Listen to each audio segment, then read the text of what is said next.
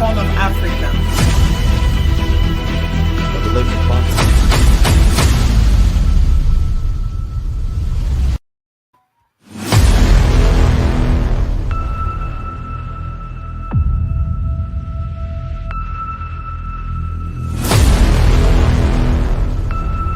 But everyone has a different story to tell. Shell, which says it's losing it. The Tapper Market. Starting to rise. In Northeast Africa, precisely on the Horn of Africa.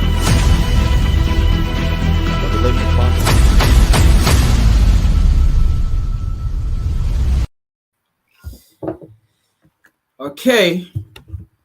Good morning to you all. Welcome this morning to WCC.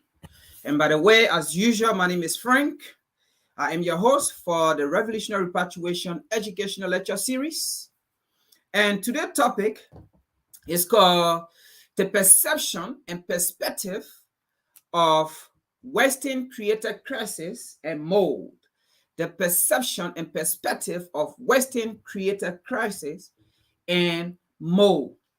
So today we do not have article to read, but we're going to listen to a couple of videos, and from those videos we're going to draw the conclusion of perspective, or the conclusion of perception and perspective of Western created crisis. Okay, and mold. But before we get to that, we will be going to South Africa. We're going to land to South Africa this morning and then come back and things. But before I start, I just want to say thank you all for tuning in. Thanks, Sharon, for tuning in. Share the live as you come on so that it can get to other people as well. And thanks to our monthly donator, our patron. We say thank you so much. Continue your good work as we continue on our good work as well. And thank you again for going onto our website and reading those articles again. The last information I want to give here is we want you to take advantage sooner right now to subscribe to We Charge Colonialism. By next month, yeah, we're already in September. So next month, October 1st, we're going to transition from this channel to that channel, WCC, which has colonialism. So subscribe to it so that when we turn over, you don't have to be looking for us all around the place, or we don't have to be looking for you all around the place. Not to take long, so let's get into what we are here for, the perception and perspective of Western created crisis and mold. But before we get into that, I want us to look at perception and perspective, because it's going to help us to try to analyze what is going on in this geopolitical, and it will help us to find a solution, some solution to African problem or to Black people problem, so that you will understand the language of the other people. All right. So I'm just going to define what perception is on my phone here on dictionary.com. I got it from dictionary.com. Okay. And I love this definition, by the way. So I'm going to define it here, and it's going to help us to digest what we are here for today. So the definition for perception that I got on dictionary.com, it says the ability to see or become aware of something through the sense. Let me read that again. The ability to see, hear, or become aware of something through the sense. Now, this is very important as we dive in of current situation, what is going on, okay, and even past situation, okay, and even to understand the language, the attitude, the behavior, okay, of other people, and we're going to talk about down the line. And then let's see here. It says the normal limit to human perception. Now, the question is, have African people, have Black people reached to that limit to say enough is enough? All right. Now, let's look at the next definition. It says the state of being or process of becoming aware. Process of becoming aware. Are Black people still sleeping? Are African people still sleeping? The process of becoming aware of something through the sense. Now, it keep repeating, through the sense. The first definition, it says the ability to see, to hear, or become aware of something through the sense. Now, look at the second definition. The state of being or process of becoming aware of something through the sense. Are we not sensing anything as African people of who we are? Are we not sensing anything as African people, as Black people, that we have been lied to? Are we not sensing anything as African people, as Black people, that we have been taken advantage of? Are we not sensing anything? Are we not sensing anything that the same people that poor in the predicament we're in today, are we not sensing anything of the tactics, the games they are playing? Now, let's look at the last one. The last one says here, a way of regarding, understanding. Oh my God, this thing is too much. The way of regarding, understanding, or interpreting something. A meta impression. A meta impression. Now, that is the definition of perception. Okay. Now, I'm going to switch to the next definition of perspective. Okay. Perception, perspective. Now, the perception here is, right? What have we gotten? Let's go back. Since the 1600s, since slavery, since colonization, since independence of African people, and since the assassination directly or indirectly of African leaders who fought for democracy, right? Systematically, what have we experienced? What have we sensed? That's the perception. What have we getting? That's the perception. Okay? What have we understand? That's the perception. Okay? What have we gotten from the attitude, the behavior, the language, the influence? That's a perception. Now, let's look at the perspective. What have we concluded? What is the conclusion from the perception? Perspective. What is the conclusion from the perception? Perspective. What are we expecting as African people? What are we expecting as Black people in this time, in this current time? Now, let's look at the definition of perspective. Today, no article reading, but I'm ready for you guys today. Now, the definition for perspective. The act of drawing. What have we drawn from the perception? What have we drawn from the perception? The act of drawing solid object on a two-way dimensional surface so as to give the right impression. So as to give the right impression. Are we ready for this, African? Of their height, weight, depth, and position in relation to each other. When viewed, perception, what we got from the perception. When viewed from a particular point, what is the perspective are we going to get from the perception? What is our conclusion or will be our conclusion? Giving the right impression of the height. That means giving the right impression of our story. Who tell our story?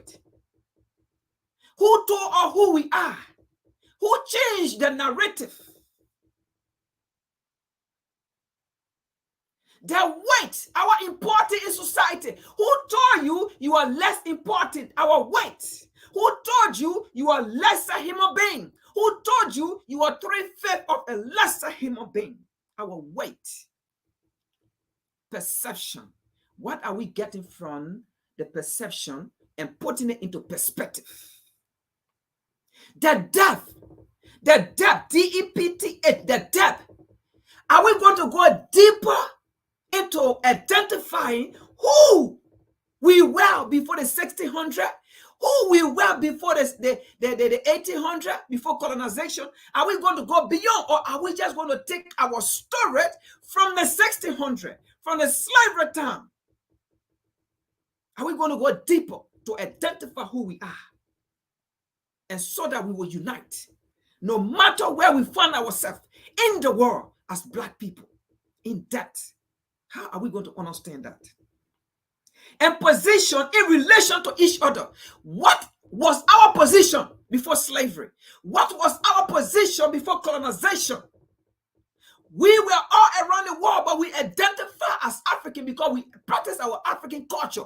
That is why even in Europe, the identity of African is never hidden. In America, the identity of African is never hidden.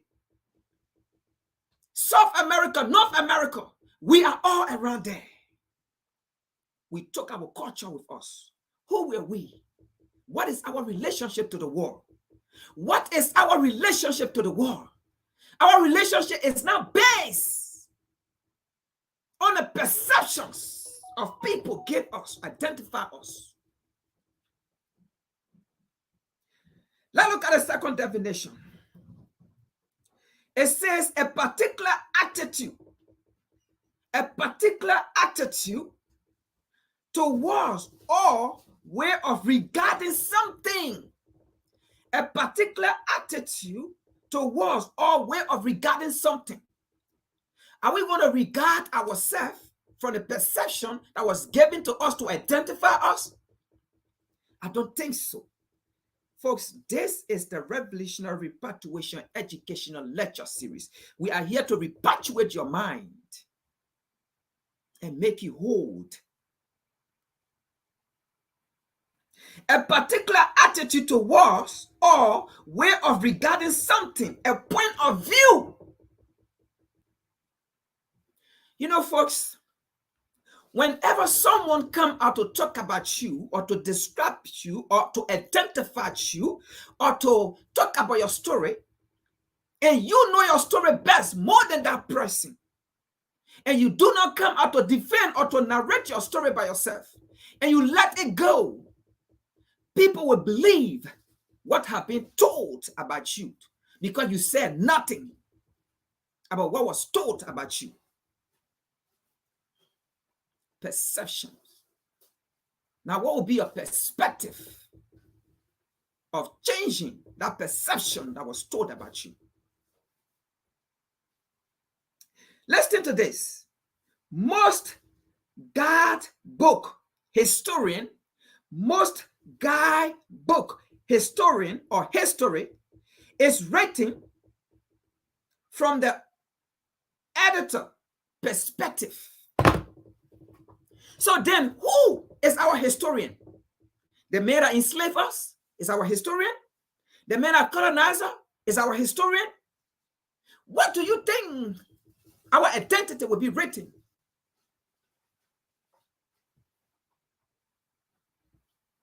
A false one, of course. So now, having gotten these two definitions,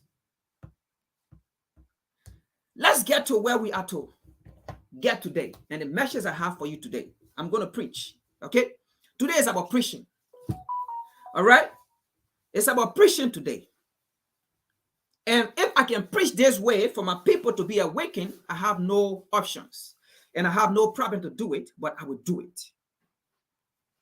We are preaching today. Okay, let me preach. I want to preach today, so allow me to preach. Allow me to preach. Now, before we get into it, keep that definition or keep those definitions in mind, okay? Because it's going to help us. It's very vital to what we are here to see today. So let's get to South Africa. Having given you the definition, let me pull something out here.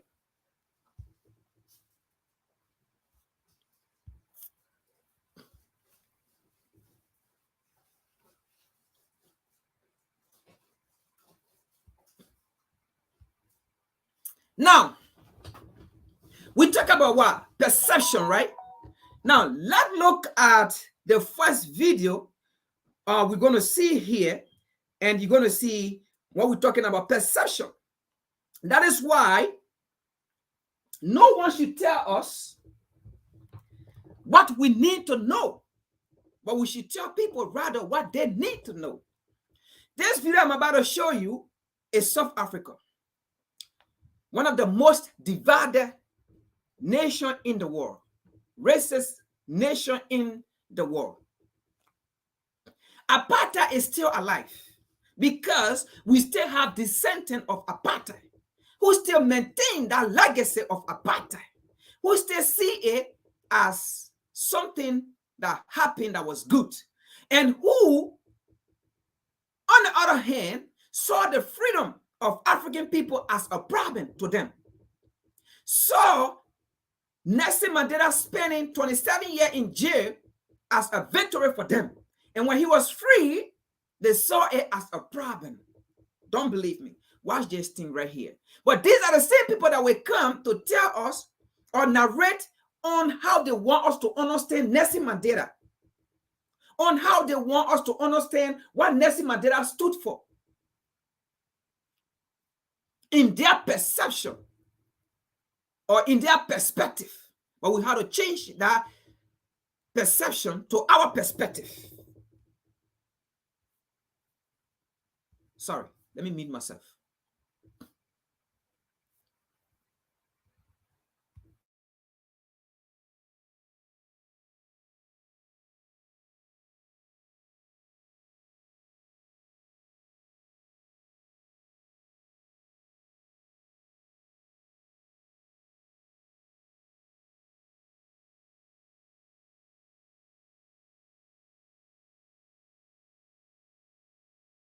Racially segregating black. Our next story is from South Africa.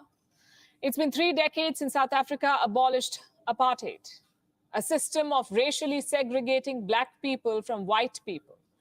The country got rid of it in the 1990s, but the spirit of apartheid is still alive in some places.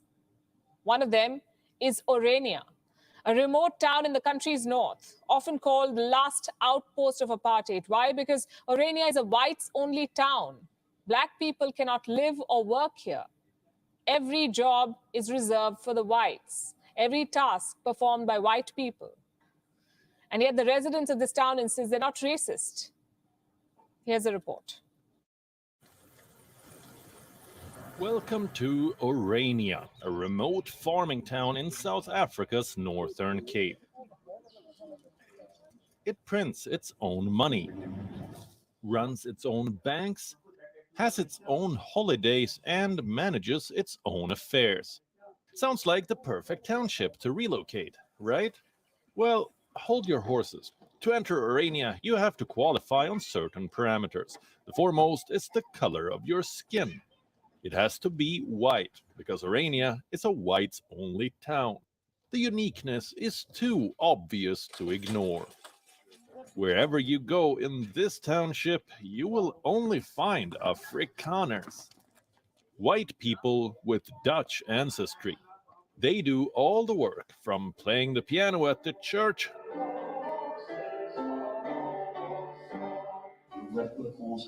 to reading out the Bible to believers, to running the kitchen at a restaurant.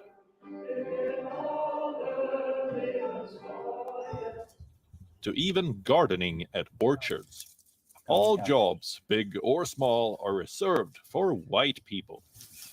But the residents of this town insist that they're not racist. We are from Africa. That's why we call ourselves Afrikaners. We want to remain here. We also want to retain our identity.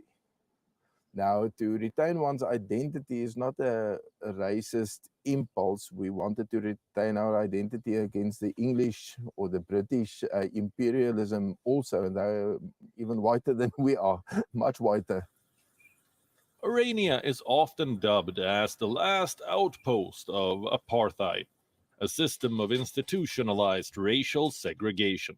South Africa abolished apartheid in the 1990s. But the legacy lives on in Orania. In fact, the township was founded by the son-in-law of Hendrik Verwoerd, South Africa's former prime minister, who's considered to be the architect of apartheid.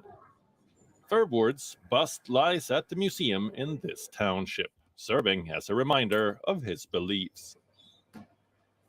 As for Nelson Mandela, the man credited with ending apartheid, the people of Orania don't really hold him in high regard. I don't think that I can see him as a hero because he's part of a whole package. Mandela, is part of a whole package.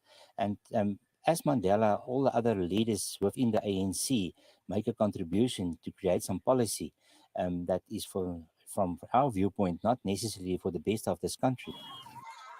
Mandela is not a hero, they say, and they're not racist, they insist. So what is this town all about? An attempt to protect their culture.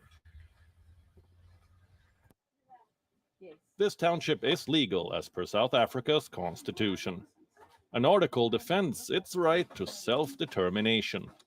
But Orania's ambitions could soon spell trouble, because the people here say their next goal is the creation of an Afrikaner republic, a white-only autonomous region within South Africa. Bureau Report, WION, World is One. WION.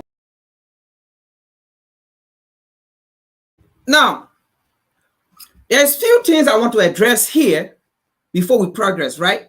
Now, you see the perception they bring to us, right? When I say bring to us, what do we see around the world? Recently, right? We've been seeing the Pope, how they call it? Yeah, the Pope. We've been seeing the so-called royal family in England, the Prince Henry or Prince Charlie of Wales, all those people, right? They've been going on the African continent, right? Did you see them one day talking about this area in South Africa that they practice this racist behavior or Orania? Did you see them visiting there? They knew that, or they know that this place is functioning. But in their mind, these people, if they go there, they will expose these people. And these people are left in South Africa to keep the legacy of slavery, the legacy of apartheid, the legacy of torturing African people in South Africa. So they want to preserve that legacy. These are the same people that are coming to us, telling us that we should let go the past. But the past is still in our faces. The past is still practicing in our faces. And the past does not even regret. And the whole thing about it, they are saying, right, they were not in the past when the past happened. But the people that was never in the past, none of those people that live currently in Orania, in South Africa, were in the past. But why are they maintaining the past? Perception is not going to work on us. Why are they still maintaining the past? Now, look at what they said over there. In fact, the man to whom that funded apartheid, he funded their state or that small city, and they live there, and they have a statue, and they honor him. They honor him, but do not honor Nelson Mandela. Then how dare you, Europe or Westerner, come to us, tell us to obey Nelson Mandela or to observe Nelson Mandela Day? How dare you? How dare South African leaders or South African authority to allow Prince Henry to come to South Africa and Nelson Mandela Day to come and be the orator? When such a thing is still going on, when they do not respect Nelson Mandela, but they honor apartheid, to them, that apartheid man is a hero to them. They honor him, but do not honor Nelson Mandela. And then how can these people come to us to tell us who Nelson Mandela was or what he fought for? But look at what he said in this video here.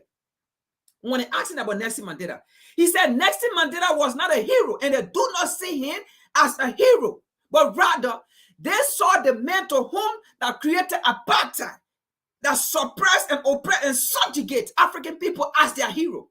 And they said The reason why they do not honor Nelson Mandela, because Nelson Mandela and some of the ANC leaders created laws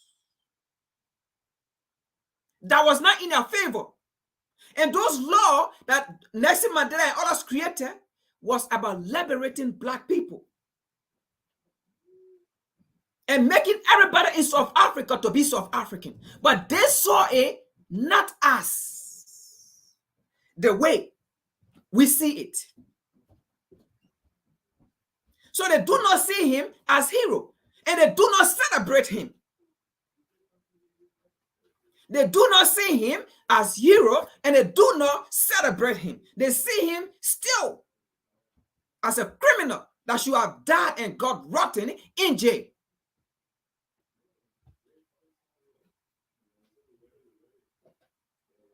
So what is the perception that the Western or Prince Harry and other people come and give to us? What is the perception that even Barack Obama and other neo-colonialists, they use him to come to African people to come and talk about Nelson Mandela, what he stood for? How can you tell or what somebody stood for and you don't believe in what they stood for?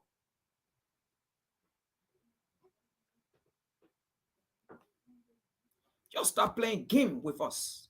Not this generation.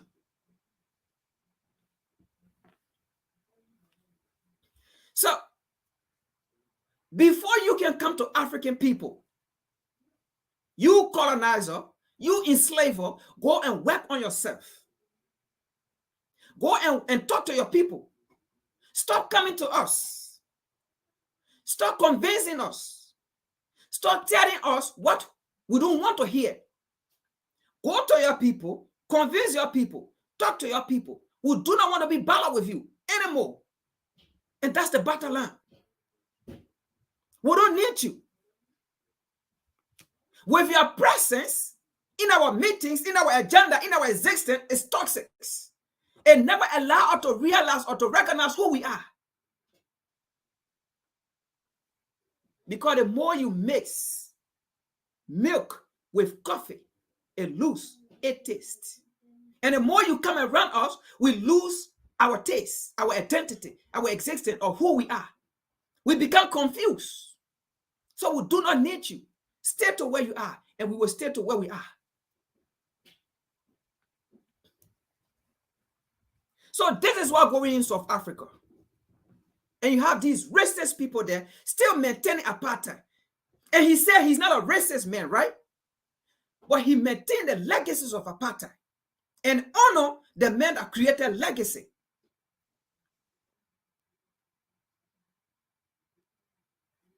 You are not honoring colonialism or apartheid, but you practice what they did. Let's go to the next point here. That's just an ice on the brakes that I try to give you to wake you up. That no matter how we think we can work with non-African or non-Black people and things become normal for us, we will be getting it wrong. We got it wrong for the first time, and that's why they enslaved us. We got it wrong for the second time, and that's why they colonized us. We got it wrong for the third time, and that's why they killed all our visionary African leaders who fought for democracy. And then they kept in people who didn't believe in democracy, who were dictators, and they supported dictator. How long are we going to continue to trust these people or to work with these people? How long? Let's get to the next part.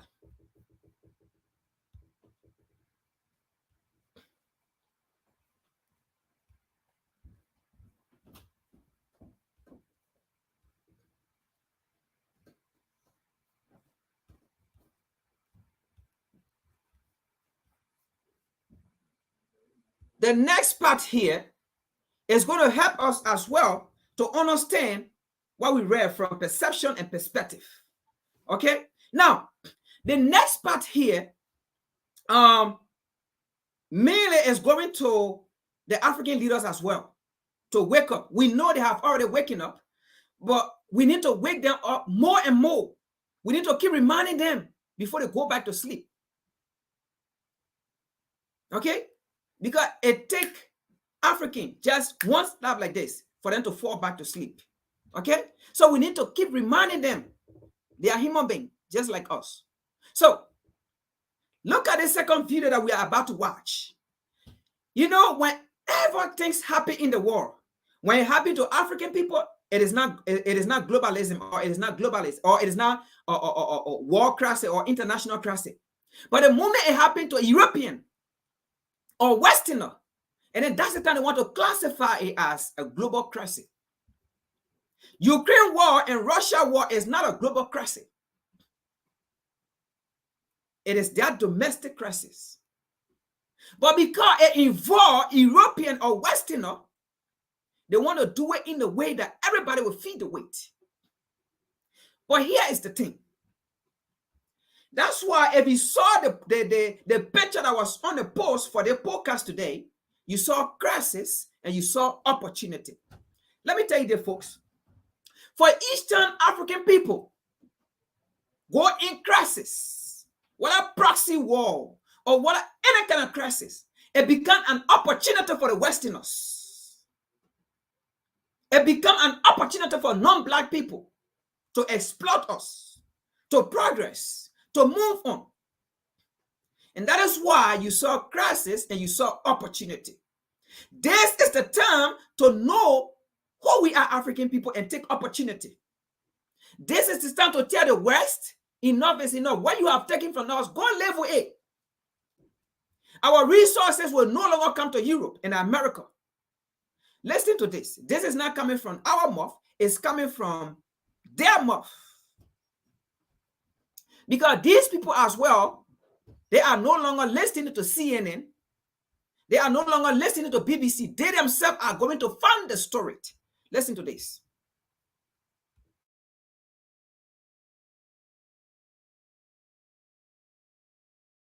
Let's talk about Vladimir Putin. We're going to answer a very fundamental question tonight on the show, which is, why is Europe and frankly the United States terrified of Russian President Vladimir Putin? Hint, it's not actually about hypersonic missiles. It's not about his heavy weapons or his takeover of Ukraine. It's none of those things. No, it's none of those things. The answer actually might surprise you.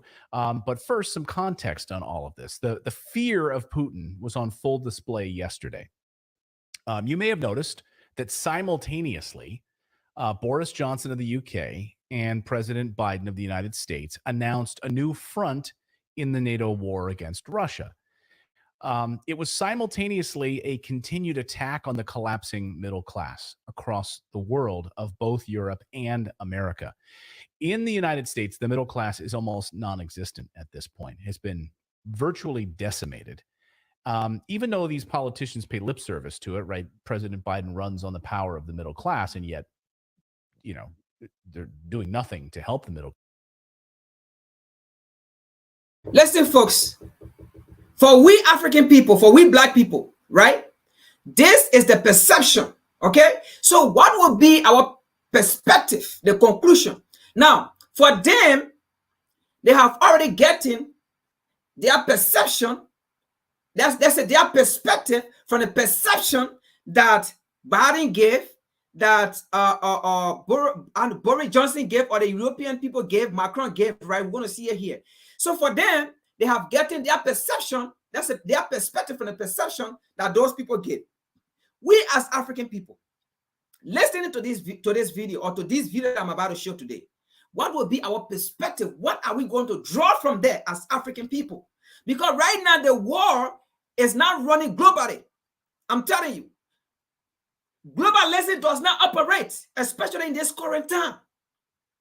Globalizing does not operate, and we're going to see it in this video today, in this education today. Globalizing is not operating, it's not in existence. What is operating right now today is interest. Okay? What is operating right now today is interest. All right? Let's continue here. Class at all. In Europe, it's declining rapidly, the middle class. Of course, if you listen to the New York Times, it's all Spain's fault. Laughable, to be sure. Here's their headline. Europe's middle class is shrinking. Spain bears much of the pain. Okay, sure. Really, pick on the little guy. Pick on the guy who's really not driving any of the European policies right now, but that's okay. Of course, Biden and Boris Johnson didn't frame it that way. They don't frame it that, hey, all of this money we're sending to Ukraine will ultimately destroy our way of life. They don't say that. Instead, they don't even admit that it's going to destroy the middle class, upend the liberal world order. No, instead they actually blame Vladimir Putin time and time again for this. It's Putin's fault, of course, that I will keep coming back and forth, right? Now, is Putin fault because Putin is carrying on military operation in Ukraine? That is what they are saying, right? But Putin have called numerous times for peace talk with Zelensky.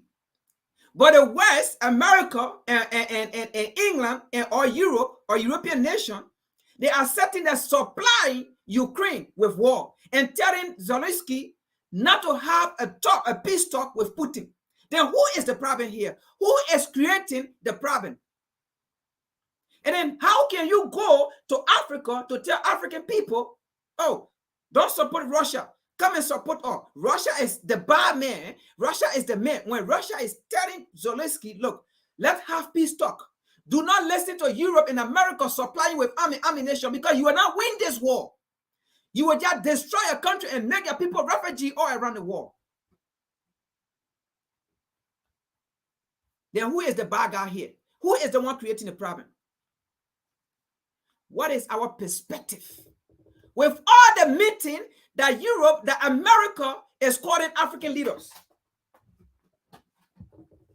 what is our perspective from those meetings that they are calling? What is our perspective about the other visits that American leaders, delegates, European leaders, delegates are running on the African continent? Just this 2022 have been one of the busiest year ever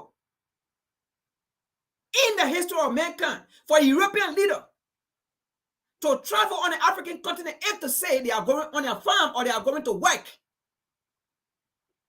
All of them have traveled on the African continent to convince African leaders to be on for African leaders or for Africa to be on their side, for African resources.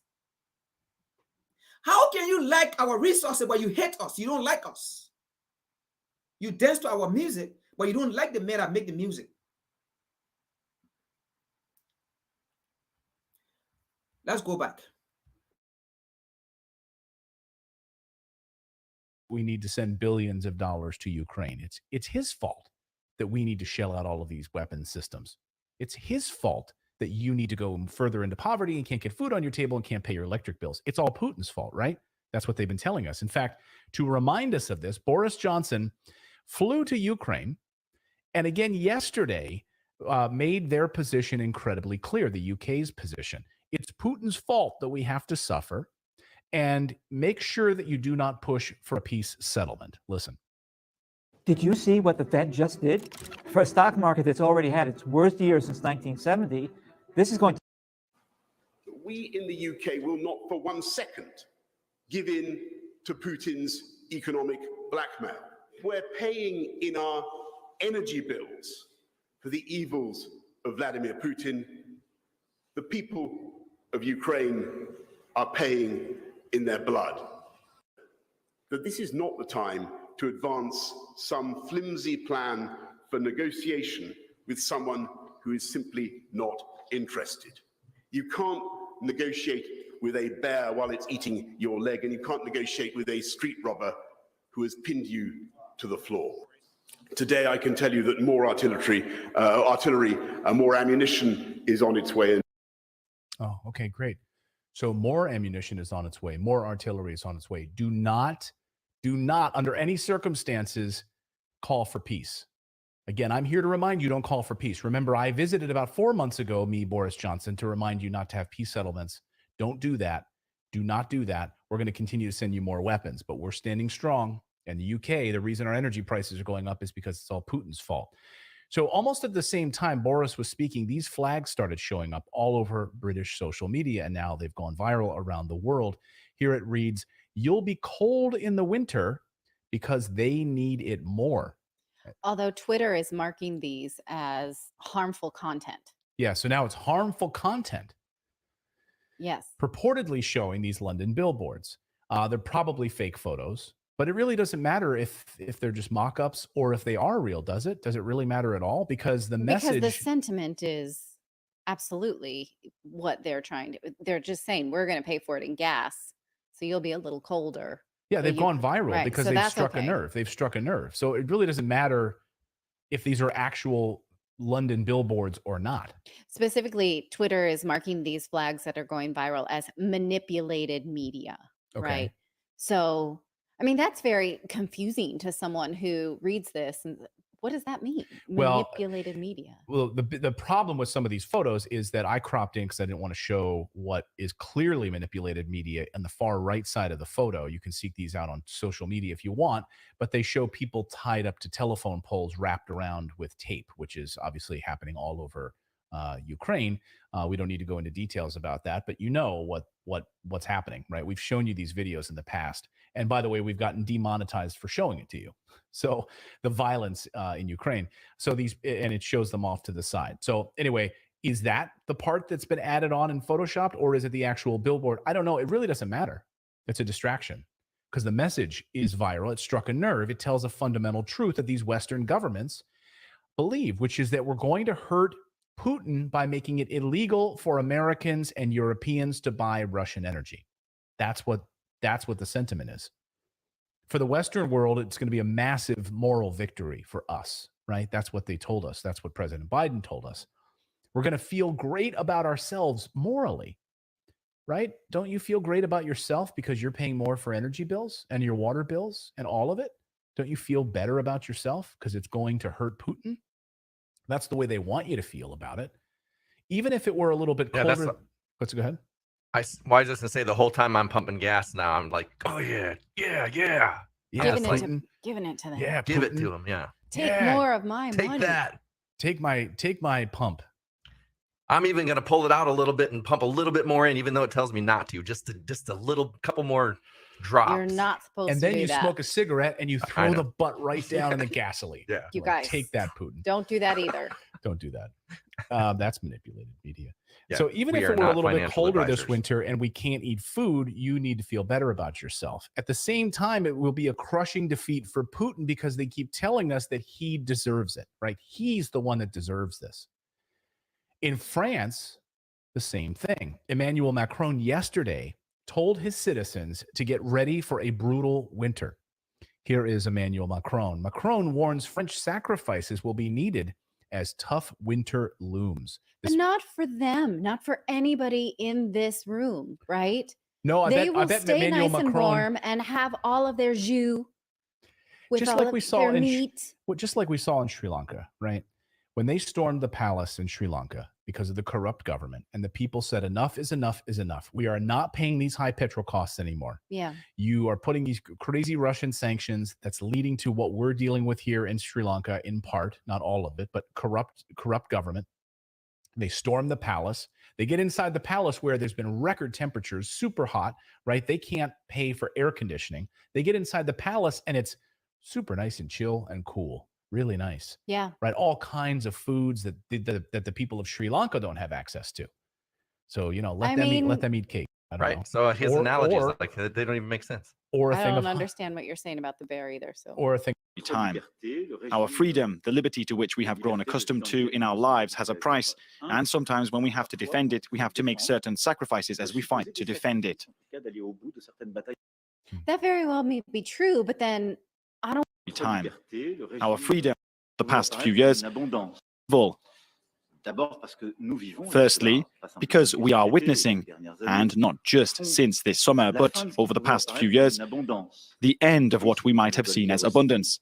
And for those who enjoyed it, it is also the end of a carefree time. Our freedom, the liberty to which we have grown accustomed to in our lives, has a price.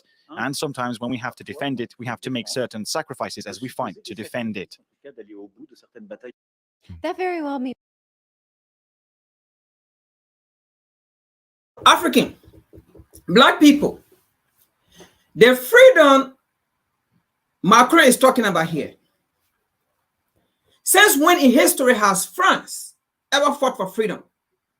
But you see the kind of freedom he's talking about here, the freedom of hurting other people to exploit their resources, the freedom of hurting the African continent, African nations, exploiting African nations, $500 billion every year that he takes for African nations. That's the kind of freedom he's talking about here. So if African people want to rebel against France, Macron see it as rebellion against their freedom. Supporting the war in Ukraine, what does that come with freedom? It comes with freedom.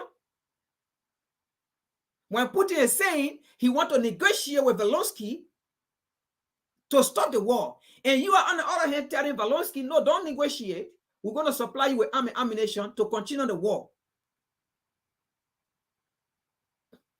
That's the freedom. Who is fighting France? That's the first question, though. Macron is talking about freedom, liberty. But who is fighting France? This is how folks they do to the African nation. This is how they do to the African nation, and they do to black people, they do to African people. And if you don't understand their language, if you don't understand their perception, you fall for it. Let's continue here.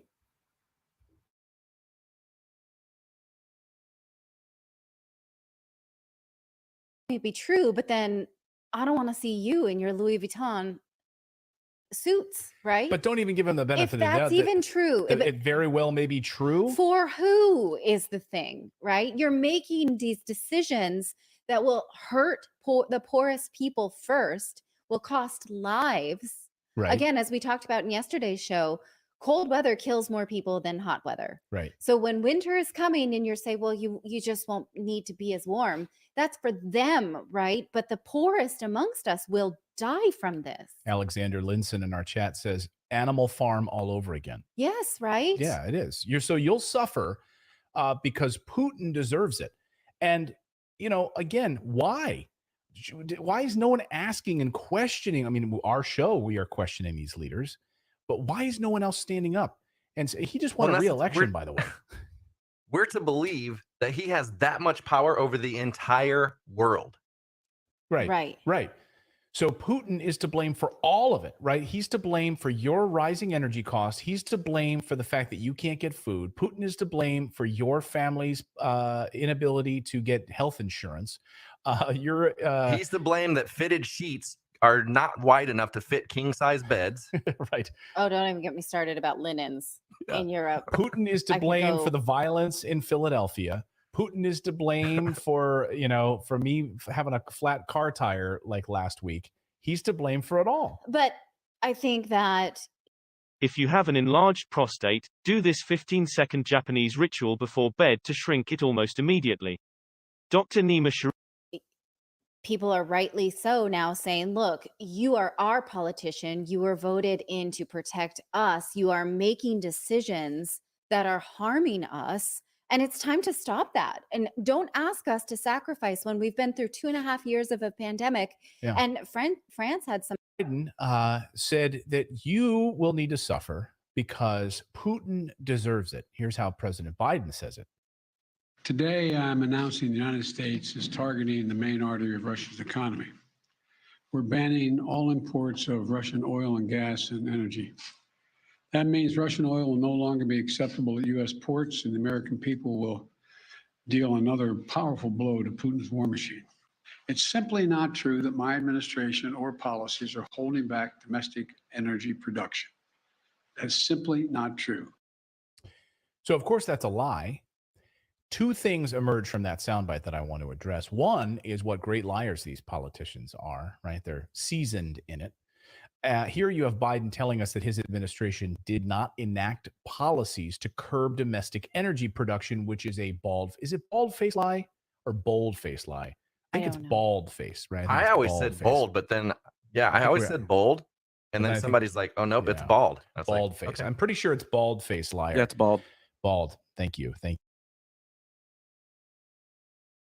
All right. So they are creating, right? The issue here is, right? They are creating a war. They are fueling the war, right? They are putting more gas on the war. and blaming Putin as the problem, and then going to the African continent, asking African leaders, now, you putting sanctions on Russia for Russia gas and oil. Who buy it? You the same people that buy it. And you put sanctions on Russia. Are you not putting sanctions on yourself? Because, hey, what Russia getting loose? Russia will sell their oil or their gas to other people who need it. So you don't need it. That's why you put in sanctions on Russia. So who's going to suffer? You're going to suffer it because you get it from Russia. You don't have it to sustain yourself. And you get it from Russia and you put sanctions on Russia. And then at the end, then you start running to Africa.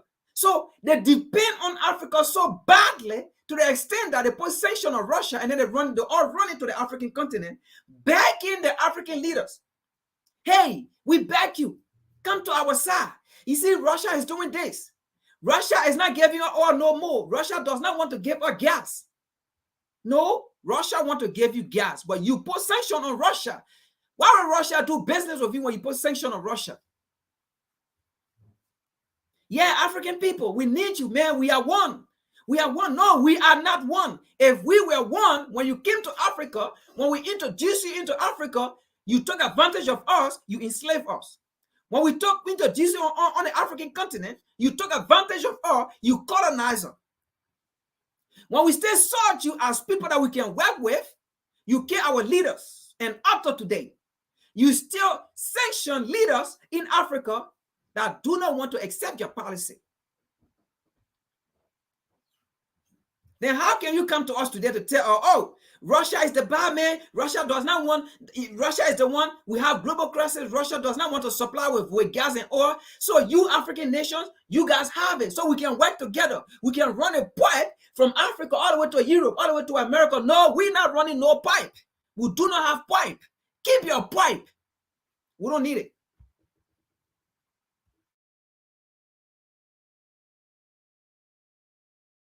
Thank you. So he did. He shut down immediately the Keystone XL pipeline, right? Mm-hmm. He immediately, and then he also shut down all new energy leases and new permits on federal land, right? Yes. And then the other thing that He did emerges that. from this soundbite is how unified Western leaders are in trying to use Putin as their scapegoat for their failed policies, which gets to the heart of what I want to address in this. After this speech, you had Republicans and Democrats praising him for his tough stand against Putin. Almost all of Europe applauded Biden's tough stance, the United States' tough stance against Putin.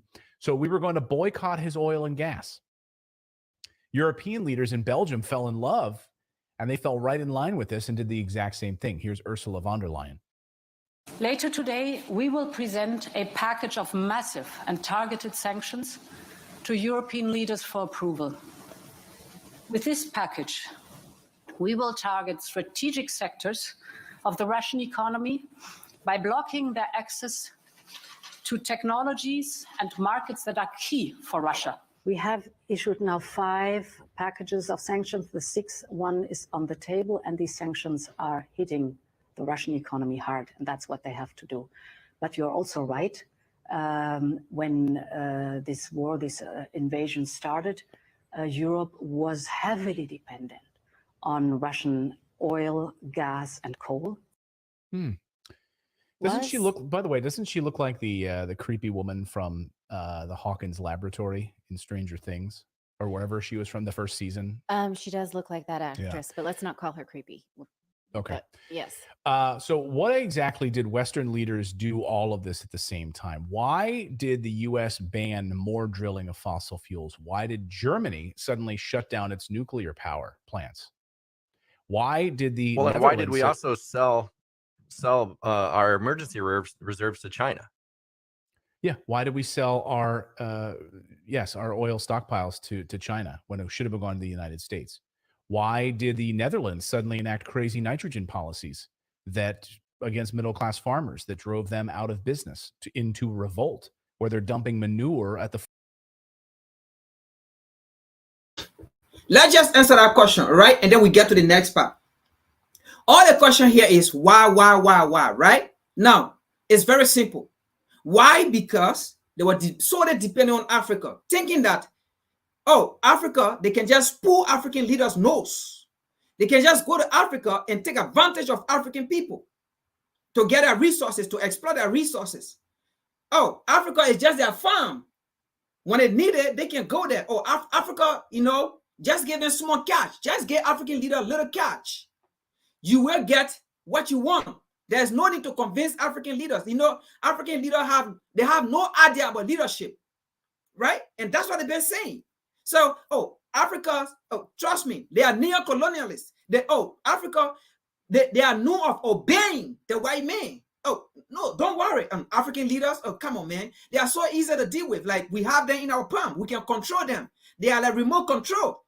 So we can ban all these things. We can sanction Russia. We don't care.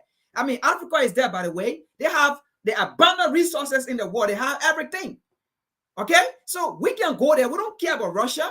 We go to Africa and go get our resources. All we need to do is just run a pipe. Woo! And then the resources will just flow through the pipe to America and Europe. And then Russia will be there. And then, our sanction will continue on Russia because who will buy their oil? Nobody. Nobody will buy their gas. So we can get it from Africa. All we need to do is run a pipe. And gas and oil will flow to America and Europe.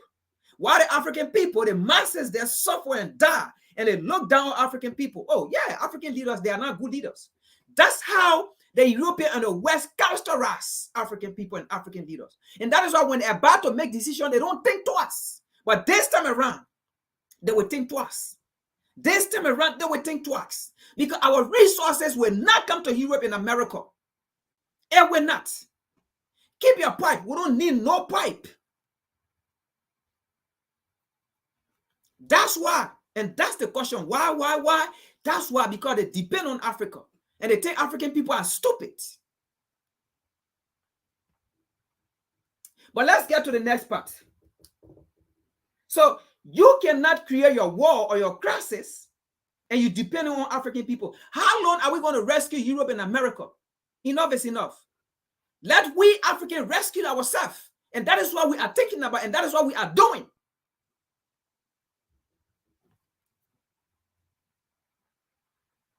Now, let's look at the next video here. Like I said, all the video is all video today. Okay?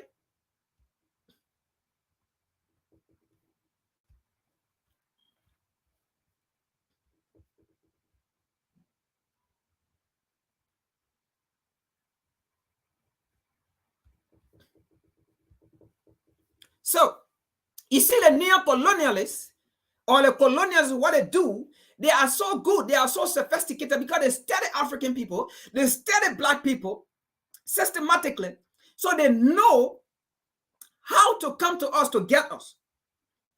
Okay? And that is why the same way they study us, we have to study them the same way. Okay?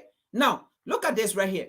And I'm so glad these are people who are not African that are speaking about it, because you know what?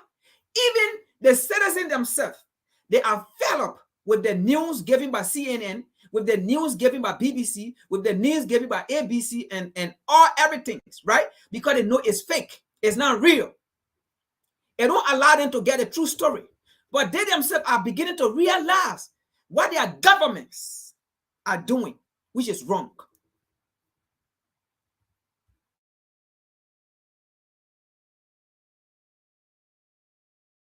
The U.S. announced its biggest shipment of weapons yet, $3 billion. That's more weapons than the U.S. has announced in any single shipment before. And that's what we're not supposed to be talking about. And that is what is really, I think, our biggest danger right now. It's exacerbating the threat of a nuclear disaster, as we're seeing at the nuclear plant in Ukraine, which both sides accuse the other of shelling. I think it's pretty clear, based on the fact that Russia is occupying that plant.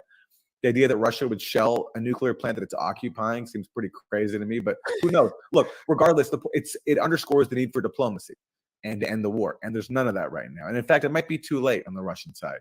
Russia might be done trying to talk to the U.S. They had their stated terms for ending the war laid out very clearly before the war and when the war began, and even more than a month into the war. And, you know, this is an overlooked episode. We've talked about it, but it should be stressed. Zelensky put out what looked like a serious plan, a 10-point plan. And there was going to be a Russian-Ukrainian meeting in Turkey in early April. But what happened, according to Ukrainian media? Boris Johnson came to Ukraine, obviously acting on behalf of the U.S. because Boris Johnson wouldn't have done this without U.S. orders, and told Zelensky not to negotiate with Putin, and said, if you do negotiate with Putin and you sign any kind of security guarantee, we're not going to join it. So we will not guarantee your security in any kind of resolution with Russia. That is an order for more war. And that's why months later, we're still in it. And the U.S. is announcing billions of dollars in new weapons. And as we talked about on the Democratic side, zero restraining force. Ro Khanna made one little peep once in the Washington Post where he said, he acknowledged that this war is causing global havoc on the economy. It's wreaking havoc on the domestic economy and the global economy. I'm paraphrasing. That was his message. So Ro Khanna recognized this war is causing global havoc, and he asked, "Where's the plan for diplomacy?" Right. There is no plan. And where was Ro Khanna's plan in the Where- beginning? I mean, Yeah, I went exactly. up in an interview and I got it right up in his face and said, "What do you think?" And he sounded like a Reagan era neocon. He was like, "They're fighting for the free world, and we need to give them all the weapons, and no, just all the way. We're gonna." It was like he was ready to march all the way to Moscow or something. And now he's calling for diplomacy. Yeah, Honestly, well, the time for diplomacy the thing is that was 2015. Yeah, and the thing is that was also a very brief call for diplomacy because that was whatever, I think 2 months ago now, and that was one little blip from Roe, but he hasn't chimed in since on diplomacy. So he asked like, "What's the plan?" But then he didn't follow up, and of course there is no plan, and obviously he just doesn't, Roe just doesn't care really, and no Democrats do. More weapons, and I wanted to show one quote today from the Wall Street Journal, which really captures the dominant mentality right now in Washington. There's a journal article from today talking about how well the war is going for Ukraine. And it says this: widespread evidence of alleged Russian atrocities against Ukrainians and Mr. Putin's weaponization of energy, food, and even nuclear safety have made his regime a pariah throughout the developed world, although not in the global south, where skepticism toward the West runs deep. So the developed world, quote unquote, happens to exclude the majority of the world's population, Asia, Africa, Latin America, and they're not developed because they don't obey the masters in the West, and they're skeptical of the West when it comes to this proxy war in Ukraine. You can hear those voices in the old colonial propaganda films, like the white man's brain is far more developed than those in the global southern nations who follow the Russian Slavic races in all of their devious disinformation acts.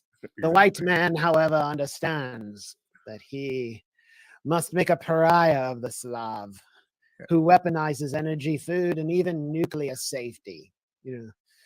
As Rudyard Kipling argued. So, yeah, is this an op-ed or was this a report? That's a news story. It's not even the right wing. That's a news story talking about the developed world and the non-developed world, which is basically the majority of it. And you're going to call it, like it's so colonial and racist, really. But that's folks. Let me explain something here before we can get to the next one. Now, hold on. And I like this contribution from Lion. He said, unfortunately, many of our people only believe information coming from whites. We should know better by now. We should know better by now. And you are absolutely right. Because exactly what we speak, what we talk about, our own people do not listen or hear it. Unless it comes from the mouth of the white man. That is still a colonial mindset. That is still a colonial mindset. Because the same thing the black man will speak, if the white man will speak, it won't be, the black man will believe it.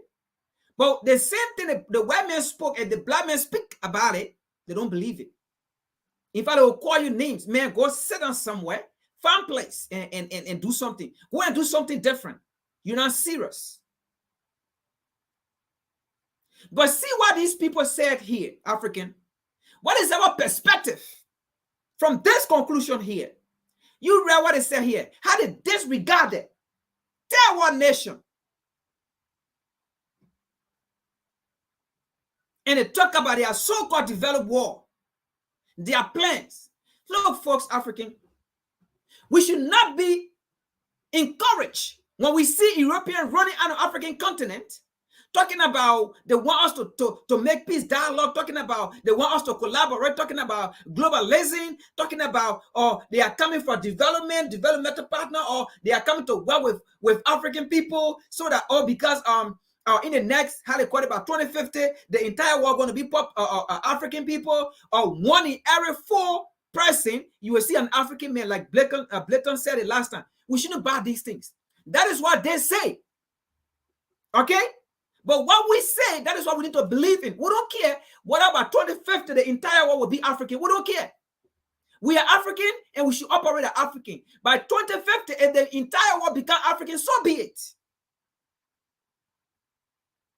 Do you think they are happy for the entire world to become African by 2050? For in every human being, one will be African. What does that mean in the first place to you if they come and say it? Do you think they support that idea? That means they are going to be extinct. Do you think they want to be extinct? They have all agenda. But what is that agenda? That agenda, the agenda they have first is to get African people.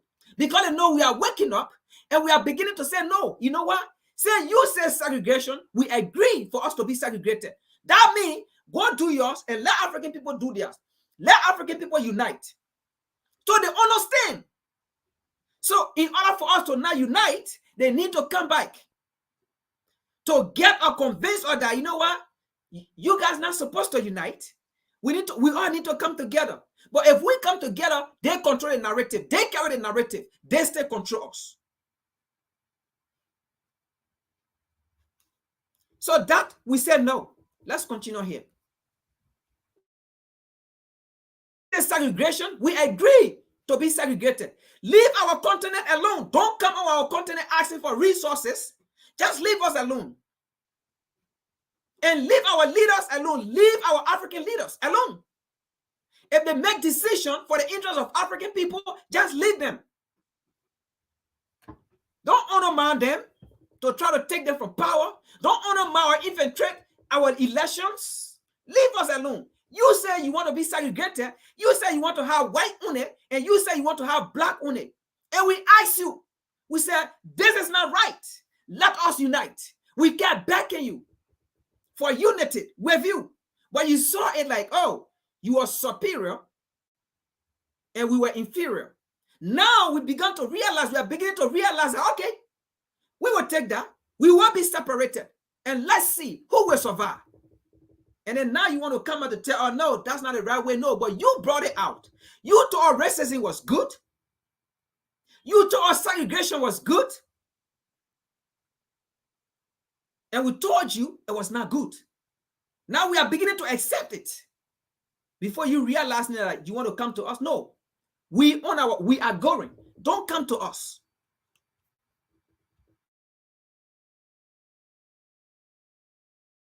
That's what this war is about. It's about reinforcing Western supremacy. And, well, you saw Blinken go to Africa and get humiliated by. I should put this footage up. Get humiliated by the South African foreign minister. Find that's a great example. That this was after the U.S. in the form of UN Ambassador Linda Thomas Greenfield threatened Africa, said, okay, you're allowed to buy certain Russian products. You can buy food, right, and fertilizer. I think that was her allowed Russian products. But she says anything else, if you buy anything else from Russia, you're going to face a consequence. You're going to pay a price. Just outright mob threats against the continent of Africa if they dare follow their own policy towards Russia and buy the basic goods that they need to exist. And the U.S. government felt entitled to threaten Africa if they dared disobey. And so after that, then Blinken goes to South Africa and he gets called on that. I've been getting paid $1,000 a month. Now, you see the trick of the colonizer, right? Blinken does not just go into Africa. What did they do first? They sent a neo-colonialist, Thomas Greenfield, Linda Thomas Greenfield, a UN ambassador, a black woman. They sent her, and she went in to threaten African people. To threaten African people that, hey, if you do this, this is what we're going to do to you. If you don't listen to us, this is what we're going to do to you. And in her mind, in her smaller brain, head, she thought we were going to listen. She thought because the white man put her there, so she was going to speak with confidence and we listen to her. But let me warn her and let me tell her this. If she continues her attitude, as long, we don't care whether you are black, you are not part of it. If you are a neo-colonialist and you are not working in the interest of African people or black people, and you are working for your master, we don't care. We will treat you the same way we treat your master. We will classify you the same way we classify your master. Because you want to continue being a slave. So we don't care whether you are a black woman, we don't care. Or you are a black man, we don't care. We will treat you the same way we treat your master. Don't be surprised. The next time you step on the African continent, Linda Thomas Greenfield, we will not care whether you are a black woman. We will boo you and we will run you out. Because we will see you as an enemy. We will see you as an enemy. Linda Thomas Greenfield. We will not care. Go to the home of your master and sit down there. Don't come on our continent. We will run behind you and we'll boo you. Because you are a disgrace to the black race. You are a disgrace to the African continent. You are a disgrace to African people. Go serve your master. You horse Negro. So they sent her to do the groundwork before her master went in. Can you imagine that? Because the master could not have gone in without trying to convince, not even convince. The master could not have went in without putting fear in African people. So they sent her to put fear in African people before her master came over.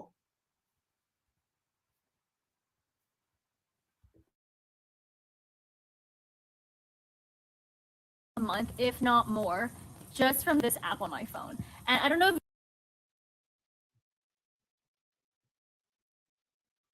and seek to teach a country that, you know, we know how democracy functions, and we've come to tell you, you do it, you know, it will work for you. I think it leads to defeat. So we need to think in different ways. I also think that one of the lessons we also need to learn and perhaps draw lessons from, one of the experiences we should draw lessons from, is the reality that there has been a lot of external interference in Africa. And a lot of that external interference has fueled conflict in many African countries, has fueled instability, has supported opposition groups against liberation fighters, and so on. You know the history, perhaps better than myself. This is a reality. So in my view, while there may be concern about Wagner Group or Van Dijk, which is another security group which was in Mozambique, there's also a concern about countries that have mineral interests in African countries and are there as a destabilizing force. So I think we need to look at the full plethora of problems that give rise to insecurity, bad governance, and the absence of democracy on the African continent. It's not a one-country target of external players that don't. So this was a very wise response by the South African Foreign Minister Pandor to comments by Antony Blinken, basically saying Russia's Wagner Group is in Africa. You got to step up against Putin. And Linda Thomas Greenfield, the UN ambassador, threatening basically secondary sanctions on African nations if they conduct development deals with Russia. I assume there'll be threats about China as well. The head of Southcom has made similar threats in recent days. The U.S. is just sounding like a truly neo-colonialist nation on the world stage because of it's losing the African continent to China, and Russia is sort of involved, maybe more peripherally involved in security stuff and some infrastructure. But what is she referring to? I mean, she is referring to the history of the U.S. supporting not just apartheid South Africa, the Inkatha Freedom Brigade, which was the Afrikaners kind of proxy, which it used to attack the ANC. It was basically like the way the Palestinian Authority has been used to crush Palestinian resistance. This was a black organization backed by the Afrikaner government, I think with CIA assistance. You also saw the U.S. support with weapons, the colonial Namibian government against the resistance movement there. You saw the U.S. support against SWAPO, so the South African government against SWAPO. You saw the U.S. come into Angola to support the right-wing forces against the MPLA liberation movement, which was supported by Fidel Castro's Cuban military. You saw the U.S. and Israel help provide apartheid South Africa with nuclear technology. And before that, you saw the U.S. and its CIA operative Frank Carlucci participate alongside the Belgian former colonial master's intelligence service in devising Operation Timberlake to kill Patrice Lumumba, who may have been the greatest African leader who was seeking to unite the continent into a giant union and prevent the theft of its resources, and do something similar to what Hugo Chavez did in South America with the ALBA system. So Lumumba was assassinated and replaced with Mobutu Sese Seko, one of the worst dictators on the African continent, setting the stage for the killing in the resource wars in Congo that have left more people dead than at any point since the genocide of World War II. That's what she's referring to. And this is what the U.S. is sort of stepping into with all of its arrogance. This is the Biden administration that presents itself as progressive on racial issues to America, treating Africa as a neo-colonial tool. Absolutely. I've never seen such a polite way of telling someone to fuck off. I mean, it was really, really impressive. And I guess, and to be a diplomat, that's the kind of, especially a diplomat in the global South, where you have to deal with the U.S. and risk its wrath constantly. You have to find careful ways of telling them to go away. And it's an amazing moment. And it speaks to, obviously, there are people in power right now who are very desperate. And their answer so far is to double down with more threats, more weapons to Ukraine.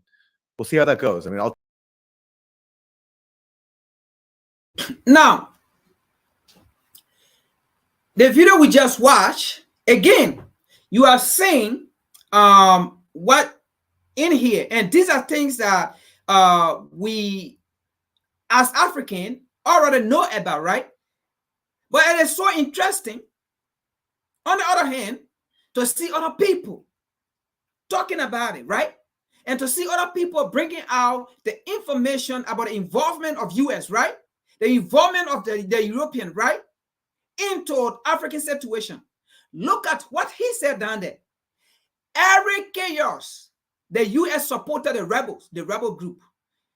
EU or European nations supported the rebel groups with ammunition, killing and assassination, directly or indirectly. You heard it, right? All the chaos created in Africa, US involvement, European involvement. African leaders assassination, US involvement, European involvement. So how can these people come back today, come and tell you what is right and what is wrong? They are so calculative in their colonial mentality, just to keep on their hegemony, just to keep on their white supremacy. Let me tell you, folks, white supremacy is not always where you would think someone will come and talk against you and make you understand that they hate you. Sometimes white supremacy can also come acting as your friends. But in reality, what they are doing to you is the same as the person who is telling you, I hate you, I don't like you. And that is why they were saying right here about Joe Biden, who work can take cloth. And who told African people, if you don't vote for me, you are not African enough.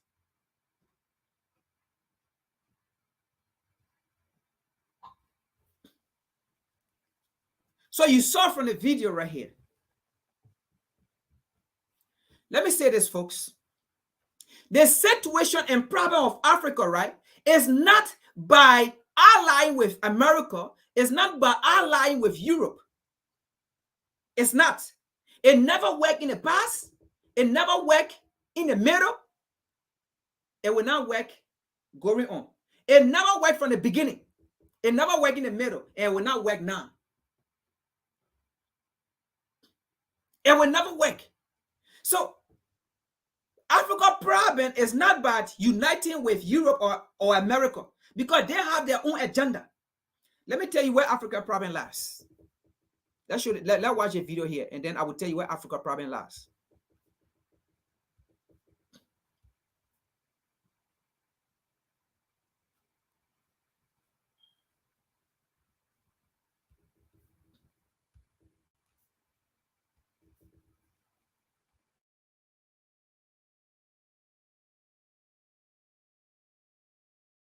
India is trying to pull off a balancing act yet again. The West wants it to help turn Russia into a pariah. But India is still trying to keep a foot in the door. Indian soldiers are participating in a major drill in Russia. These are war games. Do you know who else is participating? The People's Liberation Army of China, the PLA. A total of 13 countries are participating. We have a list: Azerbaijan, Algeria, Armenia, Belarus, India, Kazakhstan, Kyrgyzstan, Laos, China, Mongolia, Nicaragua, Syria, and Tajikistan. Russia's intentions are quite clear. It wants to show the world that its military still remains strong. And despite the war in Ukraine, Russia enjoys military support from multiple allies. But what's in it for India? Why is India participating? And what about China's participation in these exercises? Should Indian forces be there at all? Our next report tells you about India's tricky balancing act.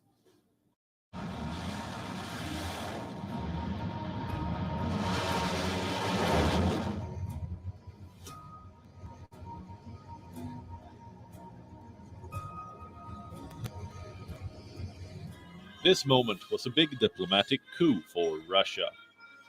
Today, militaries from 13 countries gathered in Russia's Far East. Some 50,000 soldiers, 140 airplanes, and 60 naval ships are part of these drills. For the next 7 days, they'll be engaged in wide-ranging drills. This is how they kicked off day 1. The Indian military has also sent a contingent. It isn't even the first time India's defense forces have taken part in this exercise. But this could be their most awkward engagement. The first problem is Russia's intensifying battle with the West. Russia is using these drills to embarrass the US and allies. Today is a significant event for our countries, for our armed forces. The Strategic Command and Staff Exercise Vostok 2022 begins. An event of this magnitude is unique in many ways. The scope of the exercises, the composition of the participating states, the number of personnel, weapons, and special military equipment involved indicates the increased role and importance of the joint training of our armed forces. Moscow is gaining more than that from these drills. Russia is signaling the West that it still has strong and loyal allies. The People's Liberation Army of China is among them. And that's the other worry for India. The Chinese forces have sent over 2,000 troops for these drills. China's presence has made India's position more tricky. That's because Russia and China plan to conduct a provocative drill during these exercises. Our Pacific Fleet, jointly with the Chinese People Liberation Army Navy, will practice joint action in the northern and central parts of the Sea of Japan in the Far Eastern Maritime Zone. to assist ground troops on the Primorski direction and to protect sea communications as well as areas of marine economic activity. The exercise in the Sea of Japan has alarmed Tokyo. The US has been concerned too. In a statement, the White House signaled that India's participation bothers them. What was New Delhi's response? India tried to reassure its Western allies. That India has been regularly participating in multilateral exercises in Russia, along with a number of other countries. I understand there will be only army participation in the Vostok exercises this year. Yes, it is only the Indian Army this time. India has chosen to stay away from the maritime component of these drills. New Delhi hasn't sent any warships for these drills. India's participation remains restricted to just two areas: strategic command and staff drills. Experts say this selective participation is an attempt towards striking a balance. India wants to keep Russia within its sphere of influence, but at the same time it wants to avoid hurting Japan. But it also reveals the limits of India's multi-alignment approach. The plan seems to have worked for now, but as Russia gets... All right, so let's discuss that. Like I said, Africa problem is not by allying with America or allying with Europe. I mean, in the first place, let's put it this way, right? We've been an ally to America since 1884. We've been an ally to Europe since 1884. Where have Africa gone in terms of military? The issue here is your enemies will not equip you to go fight them. Because if they equip you, you will fight them, you might win them, and they won't get a time to exploit you. Okay?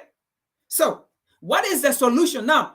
You see what is going on in the world. What happened in the first place with the narrator? Almost the country, India, Turkey, Pakistan, they name other various nations back there, right? That they all are collaborating. They all are coming together. You know the reason why they are doing that? You know the reason why China is not going to, let's say, India is not coming to collaborate with the US or to collaborate with UK? Because those people, let me tell you something, every nation that experienced colonialism or one form in other slavery with the West, with America, with Europe, none of them will sell with America or Europe. None of them. So why should African people do it?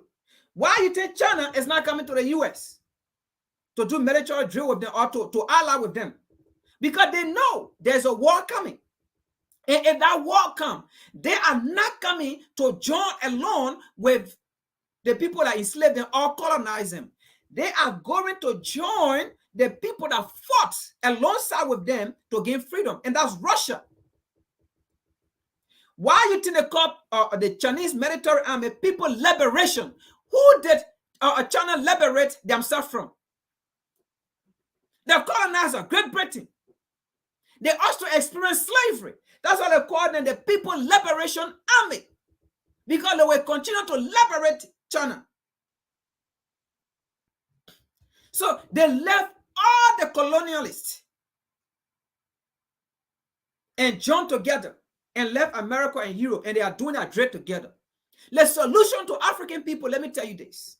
We are on our own if war is to come today. If war is to come today, all those nations, they will survive. Where will be Africa? Our solution is, African leaders, let's go to you. Stop running to Europe and to America having these fake AU meetings. It's not in our favor. It will never in our favor. It will never be in our favor. Have meeting on the African continent among African leaders. You can lead. You are leader. You are great. Form the African army to defend Africa and African people. We have the manpower on the African continent.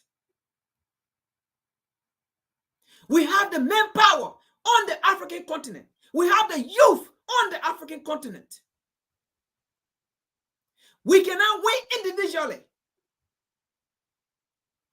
We need one united force of Africa, one united army of Africa. We may have different army names. In America, they have the Marine, they have the Army, they have the Navies. We can do the same thing, but they all should be the African army. That's the only way we can win. We are a continent. There is no way in the world we're going to collaborate with America, then we say we're going to win war. Because when it comes, America will fight for American and will fight for America to protect and preserve America. There is no way we say we're going to ally with Europe or England. When war comes, the European nation will fight to protect Europe and to preserve Europe. They're not coming to protect Africa or to preserve Africa. So you African leaders, let's go to you people. Look at what is going around the world. Right now, people are preparing for the unforeseen of war, which of course we see it in the mirror every day. And you see people carry on drill, they are practicing. Don't take those drill for fun. Do not take those drill that they are carrying on for fun. The African parable says, where you see smoke, fire is there. Where you see smoke coming from, that means there is already fire in our hole. These people will not just gather and be carrying drill and be practicing, doing this, and you think war is not going to come.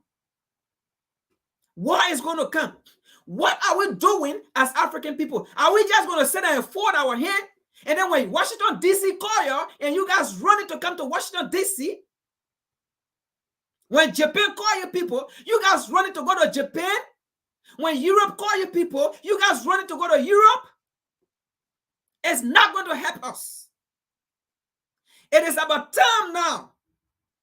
While there is crisis, we take opportunity. That is why in this post here, what you saw in the post, you will see crisis and you see opportunity. Because for each time we get in crisis, people take opportunity out of us. People take opportunity based on our situation. We need to do the same thing. It is about time you build the African army. With all the drill going on, the only the African continent you don't see carrying on drill. Because we do not have army. It is about time we have one currency.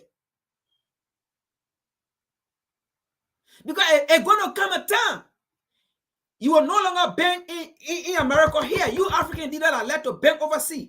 It's going to come a time you will no longer be able to bank in America. It's going to come a time you will no longer be able to bank in Europe. We are telling you, don't think, oh, that's just some small little boy fake ass sitting down over there talking plenty.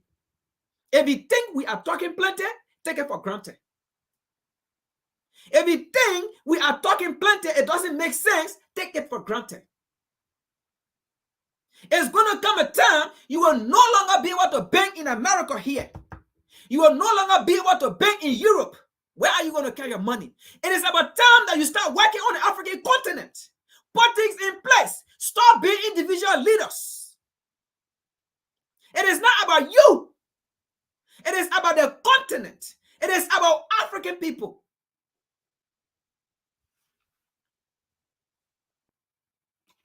Let's get to the next topic. Let's get to the next topic. The next video. The next video here is Dr. Arakina. And she gave us some solution.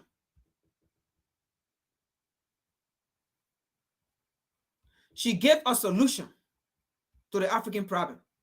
I'm not going to talk much because she explained it. She's a mother. She's a queen goddess for the African continent. So I'm not going to take nothing from what she said.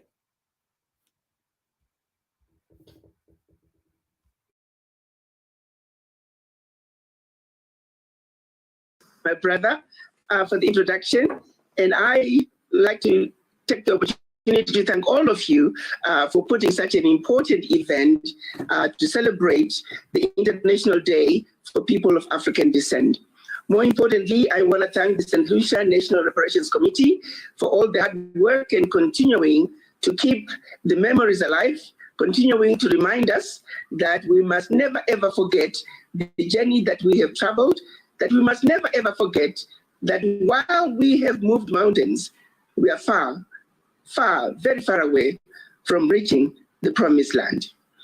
Ours is a journey of suffering, it's a journey of hardship, it's a journey that no other group of people have ever been through. Sadly, the systems that were put in place to keep us where they want us to be remain alive and well today. What I find quite astonishing, what I find quite perplexing, is why that over 400 years later, since the children of Africa were taken out of the continent, that we have been absolutely failed to undo the damage. It takes me then back to what I consider the 7 pillars, the 7 pillars of how we have been kept where they want us to be. What I call sin number 1 is what they did to us with the mind. I often talk about the educational systems. Why is it that in 2022, we're still using colonial textbooks? Why haven't we changed the syllabuses so we can begin to speak the truth and nothing but the truth?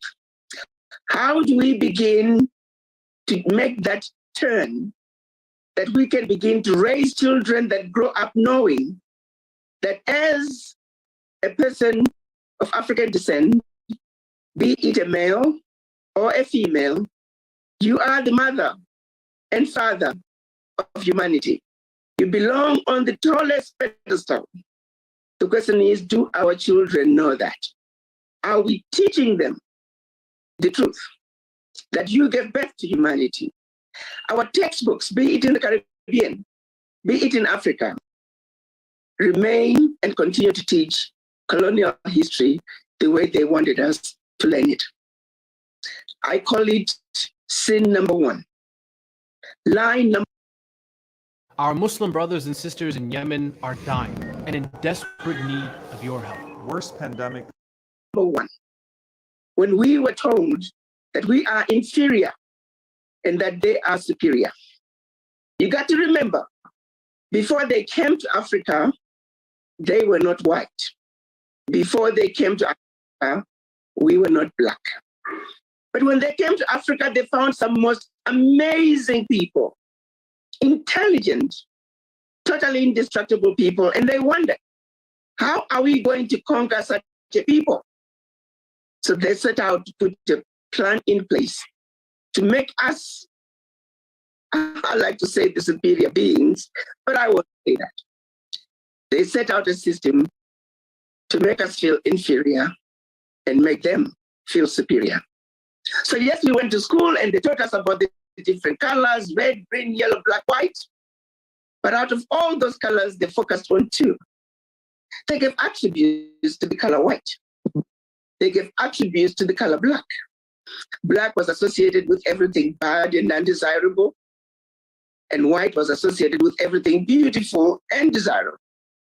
Then they said, let's go to church. And they told us about a place called heaven. And they told us there were beings called angels who are always beautiful and they do good things and that we should all aspire to become angels. And by the way, we are white like the angels, even though they don't look like that white piece of paper that they just told us about in school. Never mind what we taught you in school about the color white. Just know that we are white like the angels. And we said, okay, never questioned it. Blatant lie. And then said, oh, by the way, there's a place called hell. There's a devil there who does all the horrible things and you must shy away from the devil. And by the way, the devil is black, like you.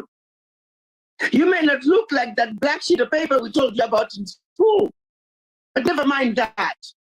You are black like the devil. And we said, okay, I'm not lying. Centuries of this lie. To this day, we have never called it out. I've never seen a human being who looks white, like the color white. So why is it that we continue to call them white? And keep in mind, when we call them white, we're equating them to the angels. And we're worshiping the angels. We're worshiping Jesus Christ. We're worshiping them. Subliminal messages. Subliminal messages that continue to this very day. Subliminal messages that make it difficult. That quite often when we as people of color. Hey, stop using these for ear cleaning. They're even banned to use. Are in the same room with those that they call themselves white when they're not white, we are automatically defeated. Somehow we can't seem to challenge them. Somehow we can't seem to call them out.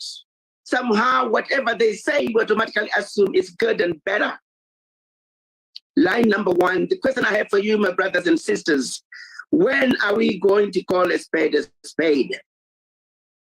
It is a simple concept with profound implications. Some of you may remember the little experiment that was done with the children, given black dolls and white dolls, and the children were both black and white. And when asked to pick what doll they wanted, of course, all the little white girls chose white dolls. That's understandable. But when it came to the little black girls, they all chose white dolls. And when asked why, they said because the black dolls are ugly. Now, no self-respecting mother, no self-respecting aunt, uncle, father would have taken a 5-year-old and sat them down and said, oh, the way you look is ugly. Those kids, nobody had ever told them that the way they look is ugly, but there are subliminal messages all around them that depict that the way you look is undesirable. It all goes back to line number one. It all goes back to the system that was put in place to implement white supremacy. The question I have for you all today is how long is this lie going to continue? How long are we going to continue to follow this system that they put in place, starting in Africa, to defeat us where it matters the most, the mind? How long is it going to take for each and every one of us to have a serious conversation with the image in the mirror? How long? It's not good enough that United Nations has to tell us, decades of people of African descent, come on now, I don't need anybody to tell me that if I know who I am. When is the decade of people of whatever they color they are? I don't want to call them white because they are not white. How long, my brothers and sisters, are we going to continue to be lied to have them dictate who we are, tell us how we should behave and think? How long will we continue to be stupid? We're the mothers and fathers of humanity. We belong on the tallest pedestal. And we must understand that those who put us where we are today, no matter where you find us as people of African descent, they will not pave the way for us to take our rightful place. And for us to win this war against white supremacy, it's going to take all of us understanding our history, understanding what they are doing to us to keep us where they want us to be.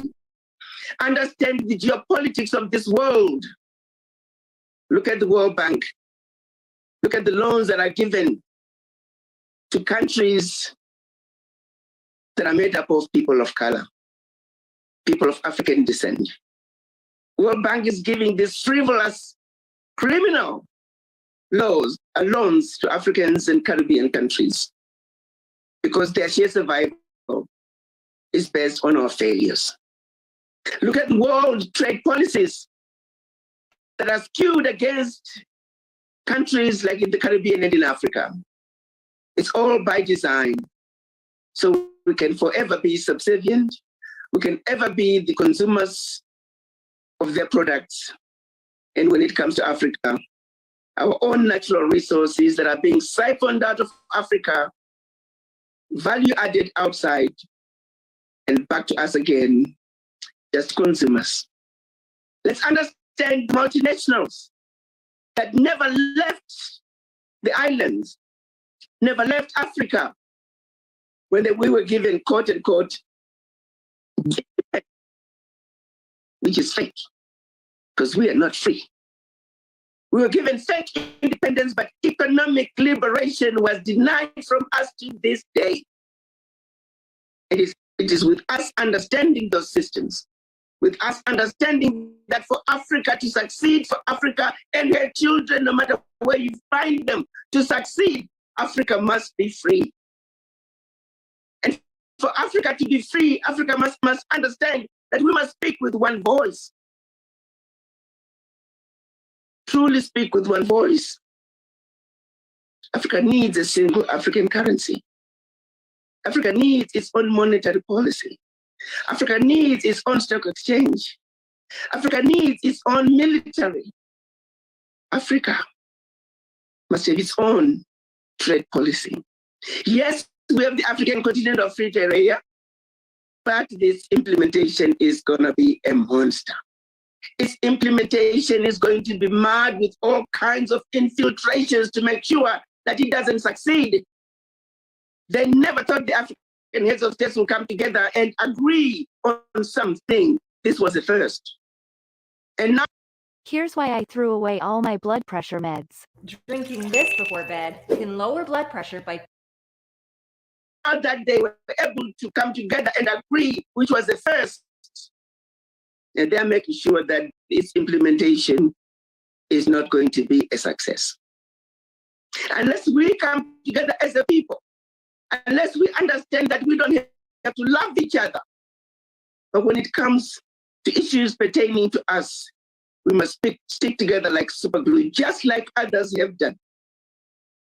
Having resided in the United States for many years, when you ask for the voices of the Chinese diaspora loud and clear, ask for the voices of the Jews, ask for the voices of the Irish, the Indian diaspora, all loud and clear.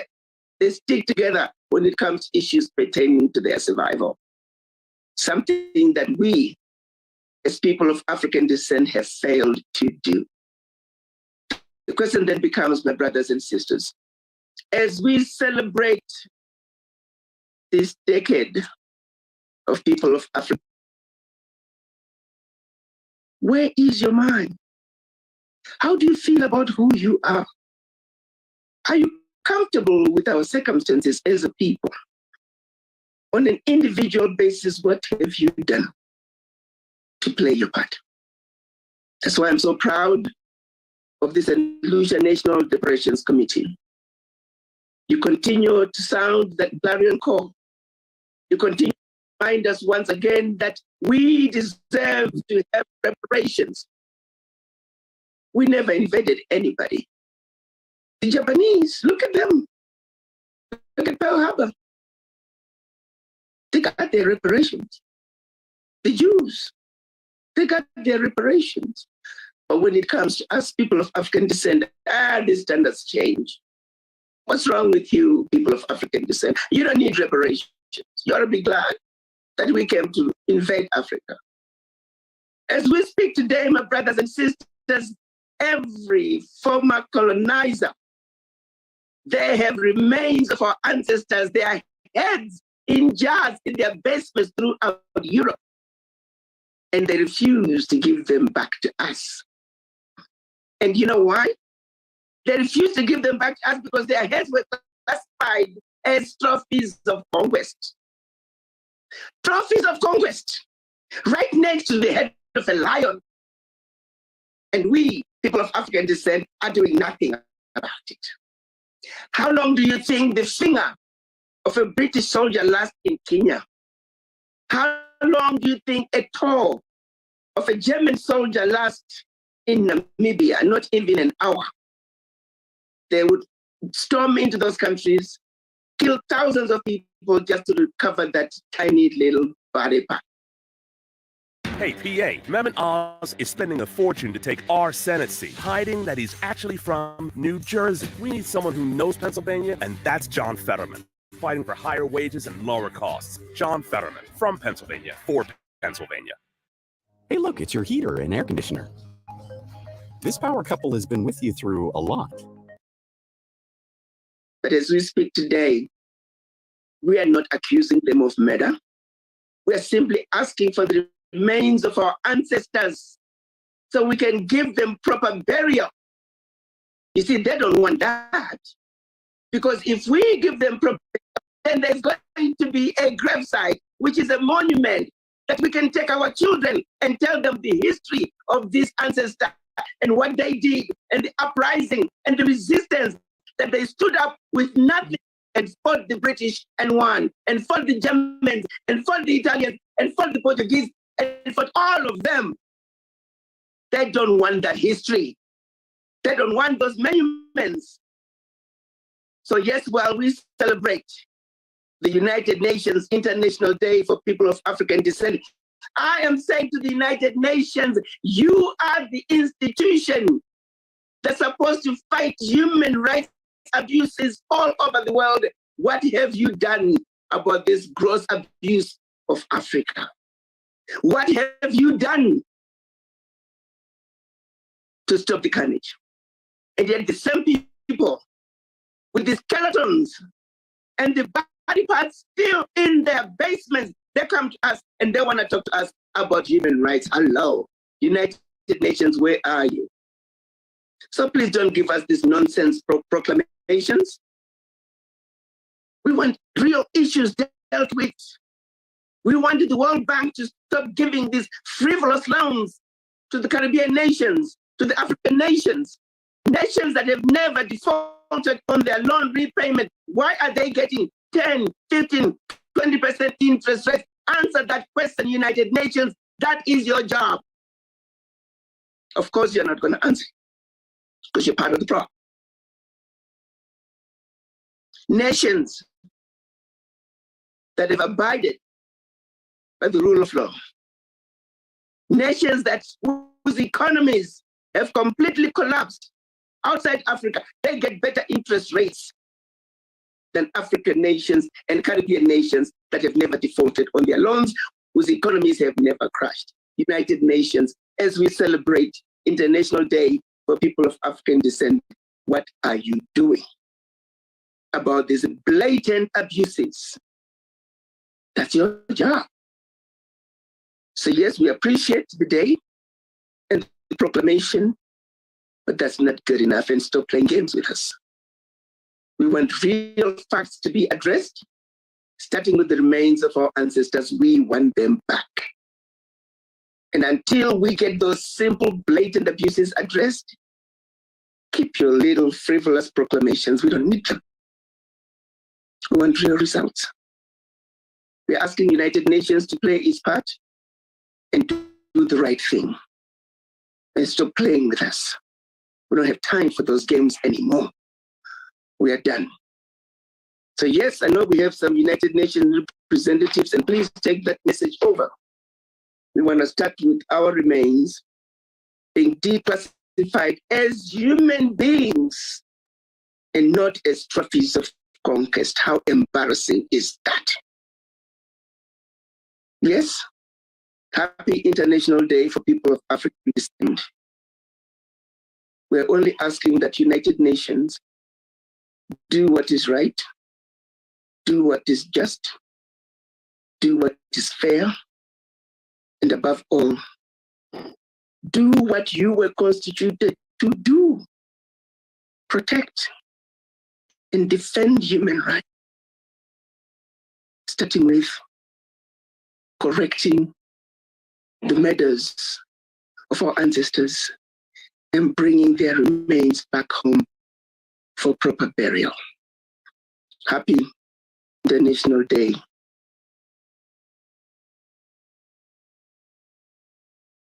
Okay, so you heard what she said, right? I'm not going to explain too much because I don't want to take away from what she said.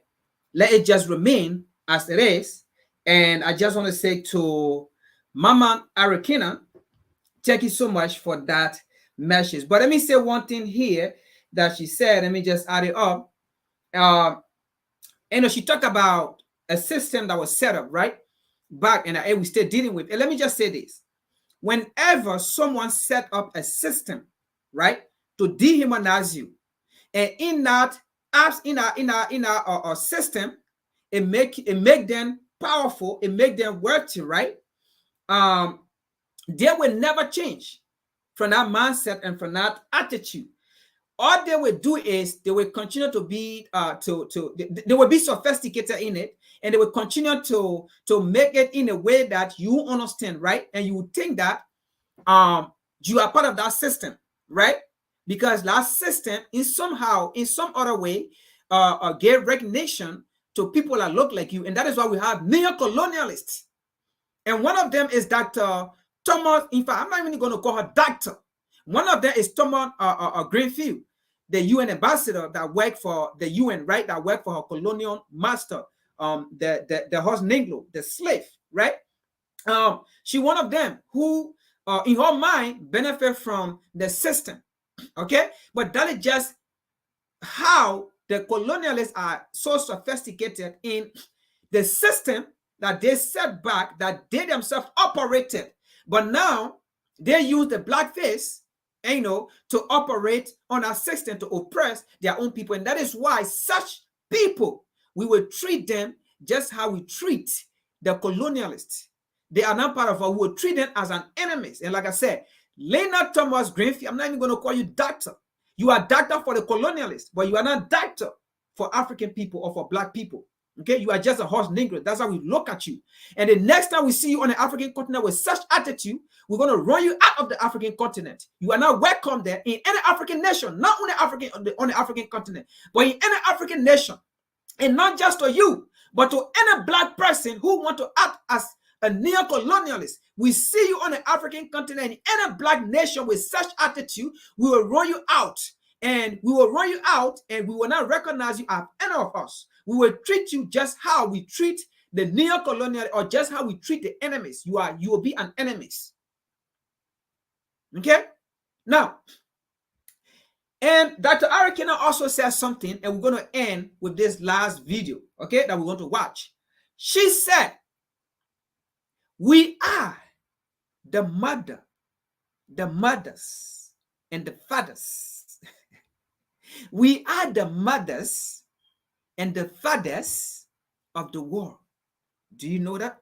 We are the mothers. That means we are the creator of the world. We existed first on this planet, in this world, before any other race, before any other body existed on this planet. Watch this video right here, and we're going to end with it. And by the way, I'm not saying this because it's coming from a white man mouth. And in fact, Dr. Arakina said we shouldn't say call them white. Okay? Now, henceforth, going on, I'm not going to refer to anybody white. But I'm saying this not because somebody that doesn't look black said it. Okay? Now, let's see this right here.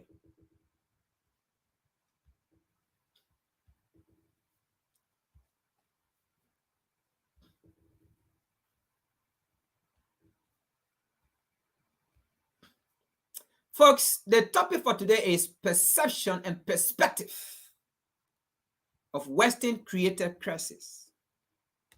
Now, after watching this podcast today, what is your perception going on war? Or not perception, but what is your perspective going on war after watching this today?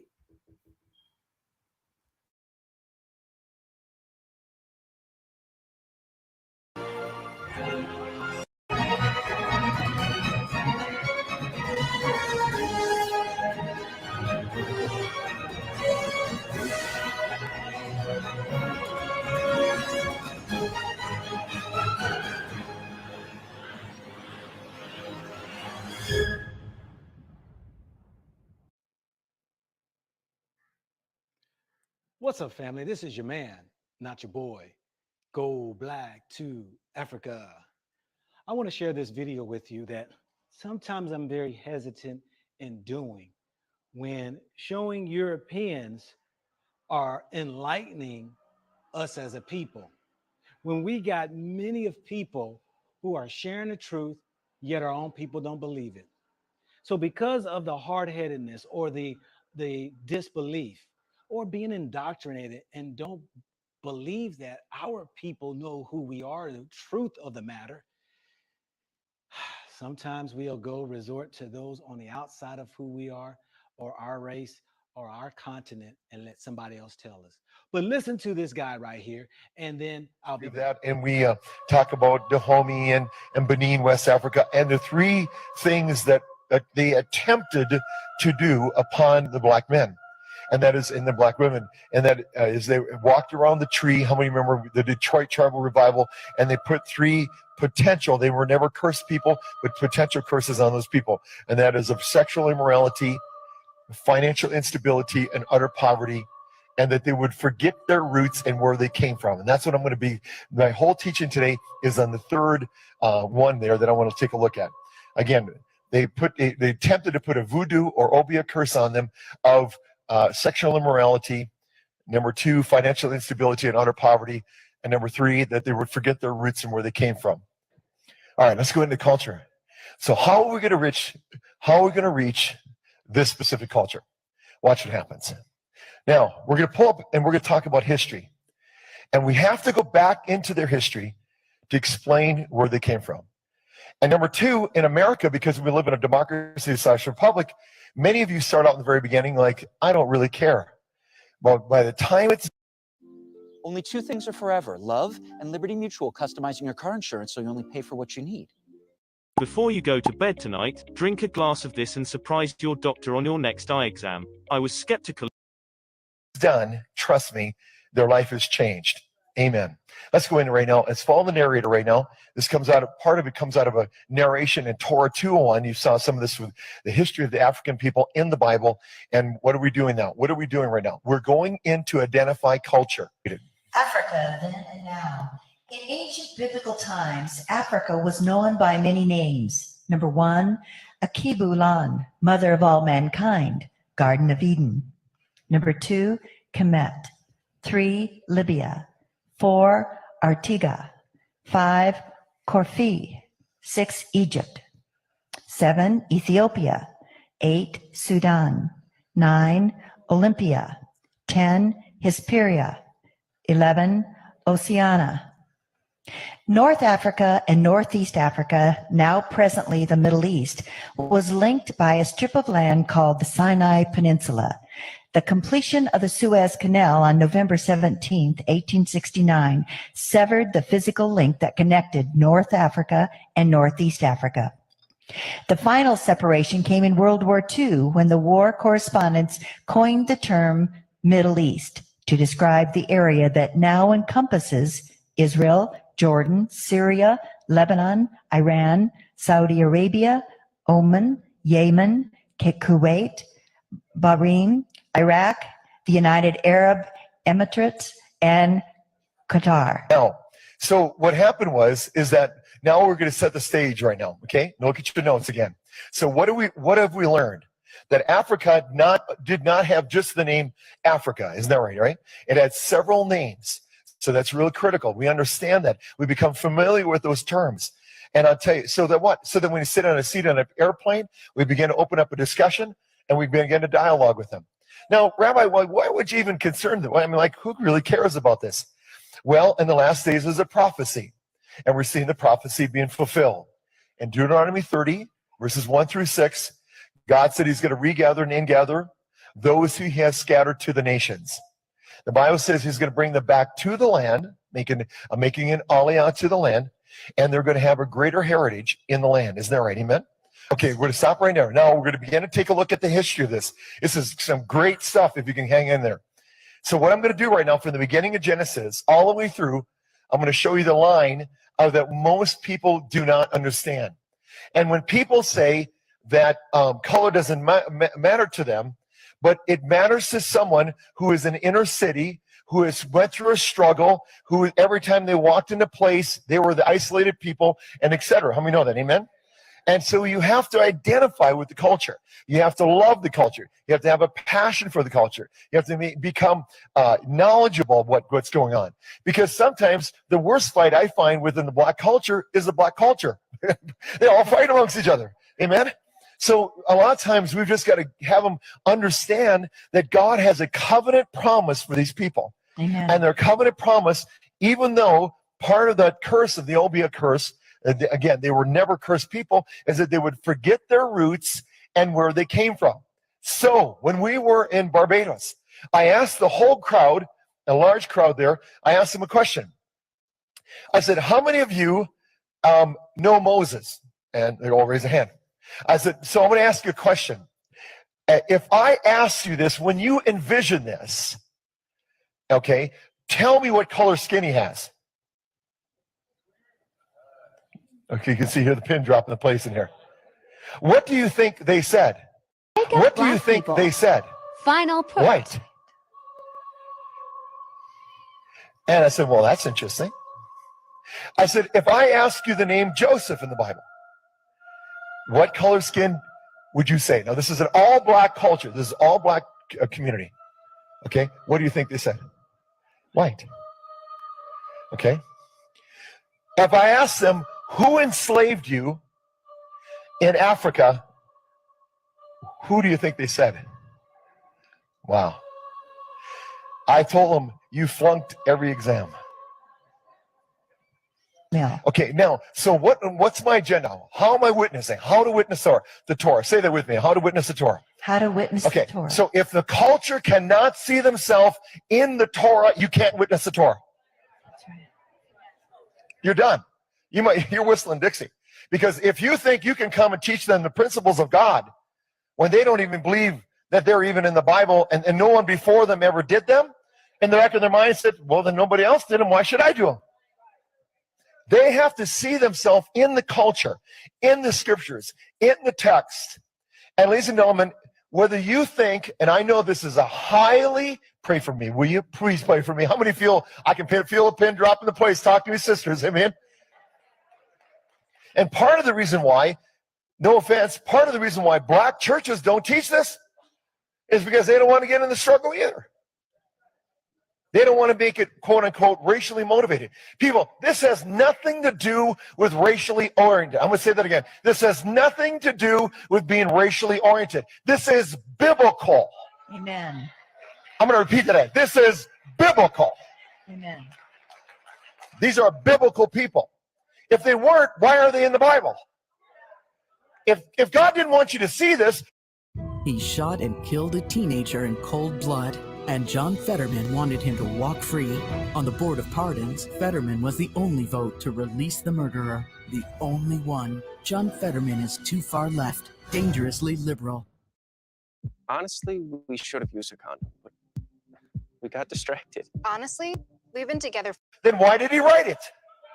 He did it because it has to do with his story, Yahweh's story. He has a plan. Come on, everybody, in the last days, his plan. All right? And this plan is to gather and regather the tribes.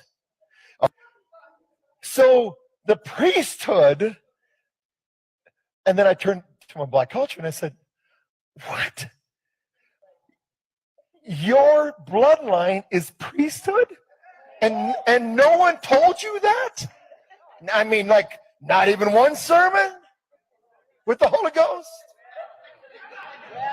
Not one time. Everybody's there.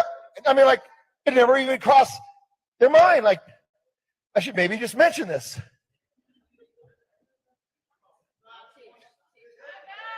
I want to ask you a question. Why, out of thousands and thousands of preachers, would not one in the Holy Ghost have the revelation? Could it be that the presence of this thing that happened in Africa maybe still has some influence that you forget your roots and not even be interested in it? So you wonder why you're hated.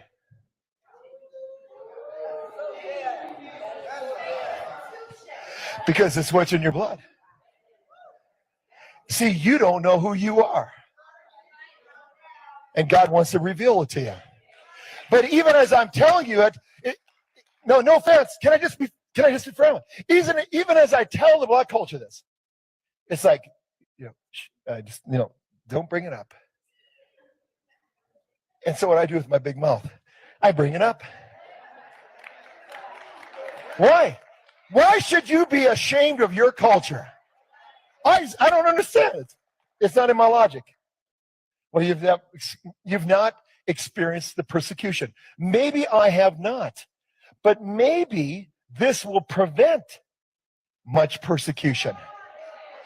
So now what do I do when I'm witnessing to the Black culture? I'm saying, your forefathers, now walk with me, don't miss this.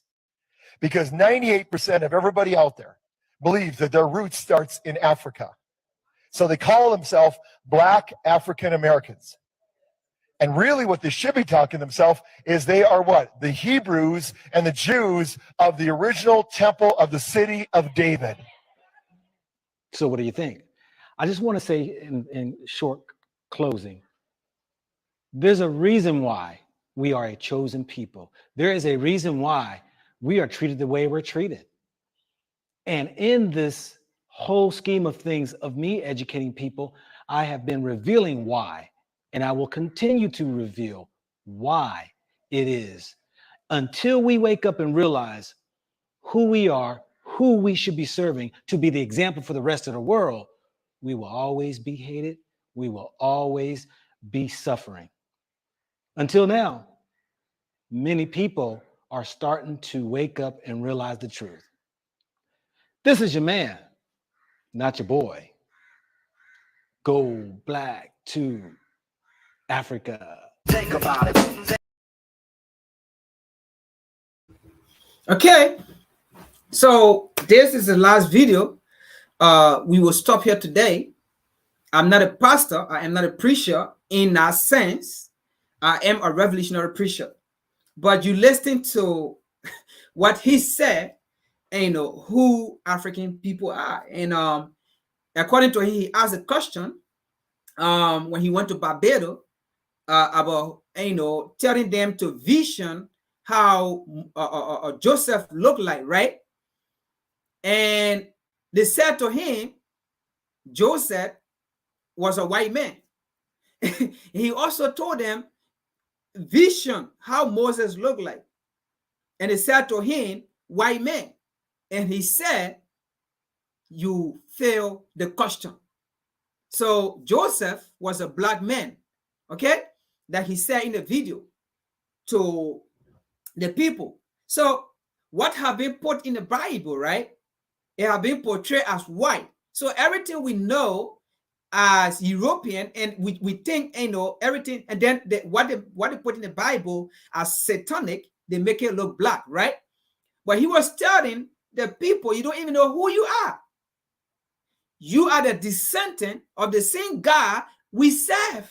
But the story was just changed by European, and they put their picture and their photos in there. So all you think, when you think about Joseph, you think about Mary. So if Joseph was a black man, then who was Mary? Mary was a black woman. But if he asks the current generation right now, because that is what they see in the textbook when they go to Sunday school, Bible school, so all of these things, right? So all the vision they have, Mary was white, Joseph white, or everything white. Okay? So this preacher told them, no, Joseph was not white. So that means Mary was not white. Mary was like you. And Joseph was just like you sitting down there. You are the true descendant of this man we call God that we worship. Until you can go back, and then you saw the names, right? Some of the name for Africa. I'm not even going to go into it because I want to go. But you saw some of the name they mentioned, like Egypt, Sudan, Libya, and all of those things. And then they even call the Garden of Eden. Africa was also called the Garden of Eden. Right now, where do we have the Garden of Eden? Do you have the Garden of Eden in Africa? The Garden of Eden, that was another name for Africa. Okay, so do you see how precious this land is and the people from that land? The Garden of Eden. So right now, where do we have the Garden of Eden? So, and he even talked about in 1869 was the first demarcation of cotton Africa. You know what they did it for? They did it because they were coming out with a new narrative of the Bible. So if they are coming out rewriting the Bible, right, they have to give a story that will cut Africa off of the story that they will give. So Africa will not be part of the war, right? Africa will not be part of Europe or the Middle East because they have to give a story that will fit to the narrative, the perception they give to us. Are we going to accept that perception? Or we want to what? Look at it, analyze it, and take what is in there. What will be our perspective within a perception they give to us. So he also said World War II was the last time they also carried on the last demarcation where they actually cut finally Africa off. Africa was joining Europe. People left from Africa, they walked through Europe to Spain, but they cut that part off. It wasn't African people that did it. It was the same European people that did it. They call it off based on the new scripture of the Bible that they was about to write. So that because they change your story around so that you can know who you are. I am not a preacher. I'm not preaching. He preached. Okay, I am not. I am a revolutionary preacher. I preach based on a revolutionary, right? Okay, but hey, he preached the word of God. So now you have seen it. Now you know. So when you go to your Sunday school, when you go to your Bible school, just make sure what you're learning there, and just make sure you should perceive who God is, who Moses is, who Joseph is, and who Mary is. Okay, just make sure and know that the Garden of Eden was Africa. Okay, just make sure right now if you have the Garden of Eden in Asia or in Jerusalem whatsoever, all those places were part of Africa. Okay, I'll stop here today. So thank you for being here.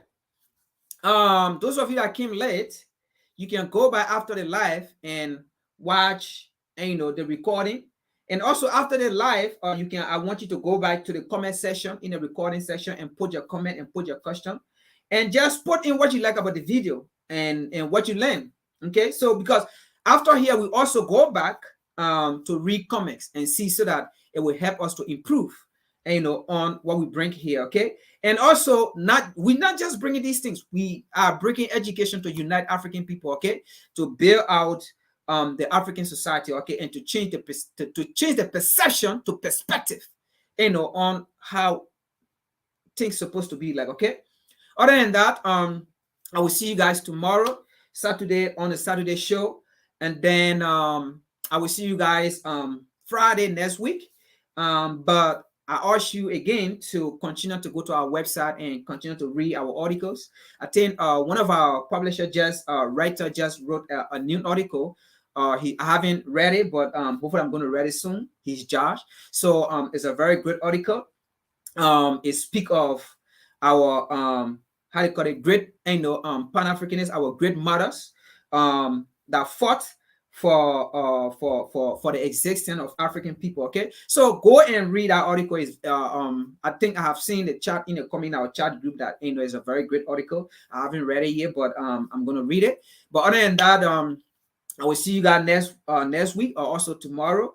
Continue to give your contribution and being part of our Patreon, and so forth and things. So thank you, and then don't forget to subscribe to the WCC channel. Not this, you already subscribed here. This is the WCC how do you call it, TV. Also African Esquire is connected to this as well. So we want you to go on YouTube, and then you can tap in WCC channel or something. It will come out and then you can subscribe to it. I did send a message to send me the link so I can post it in here. I actually have it through my email, but I'll have to post it the next time we come on here, because it's I sent it to my email a long time ago, so finding it is going to be a little bit time consuming. So if I didn't put it here today, so bear with me. Sorry for that. I will put that in the next time we meet here. I make sure I get that correct. But other than that, I will see you guys tomorrow and also Friday. Peace, family.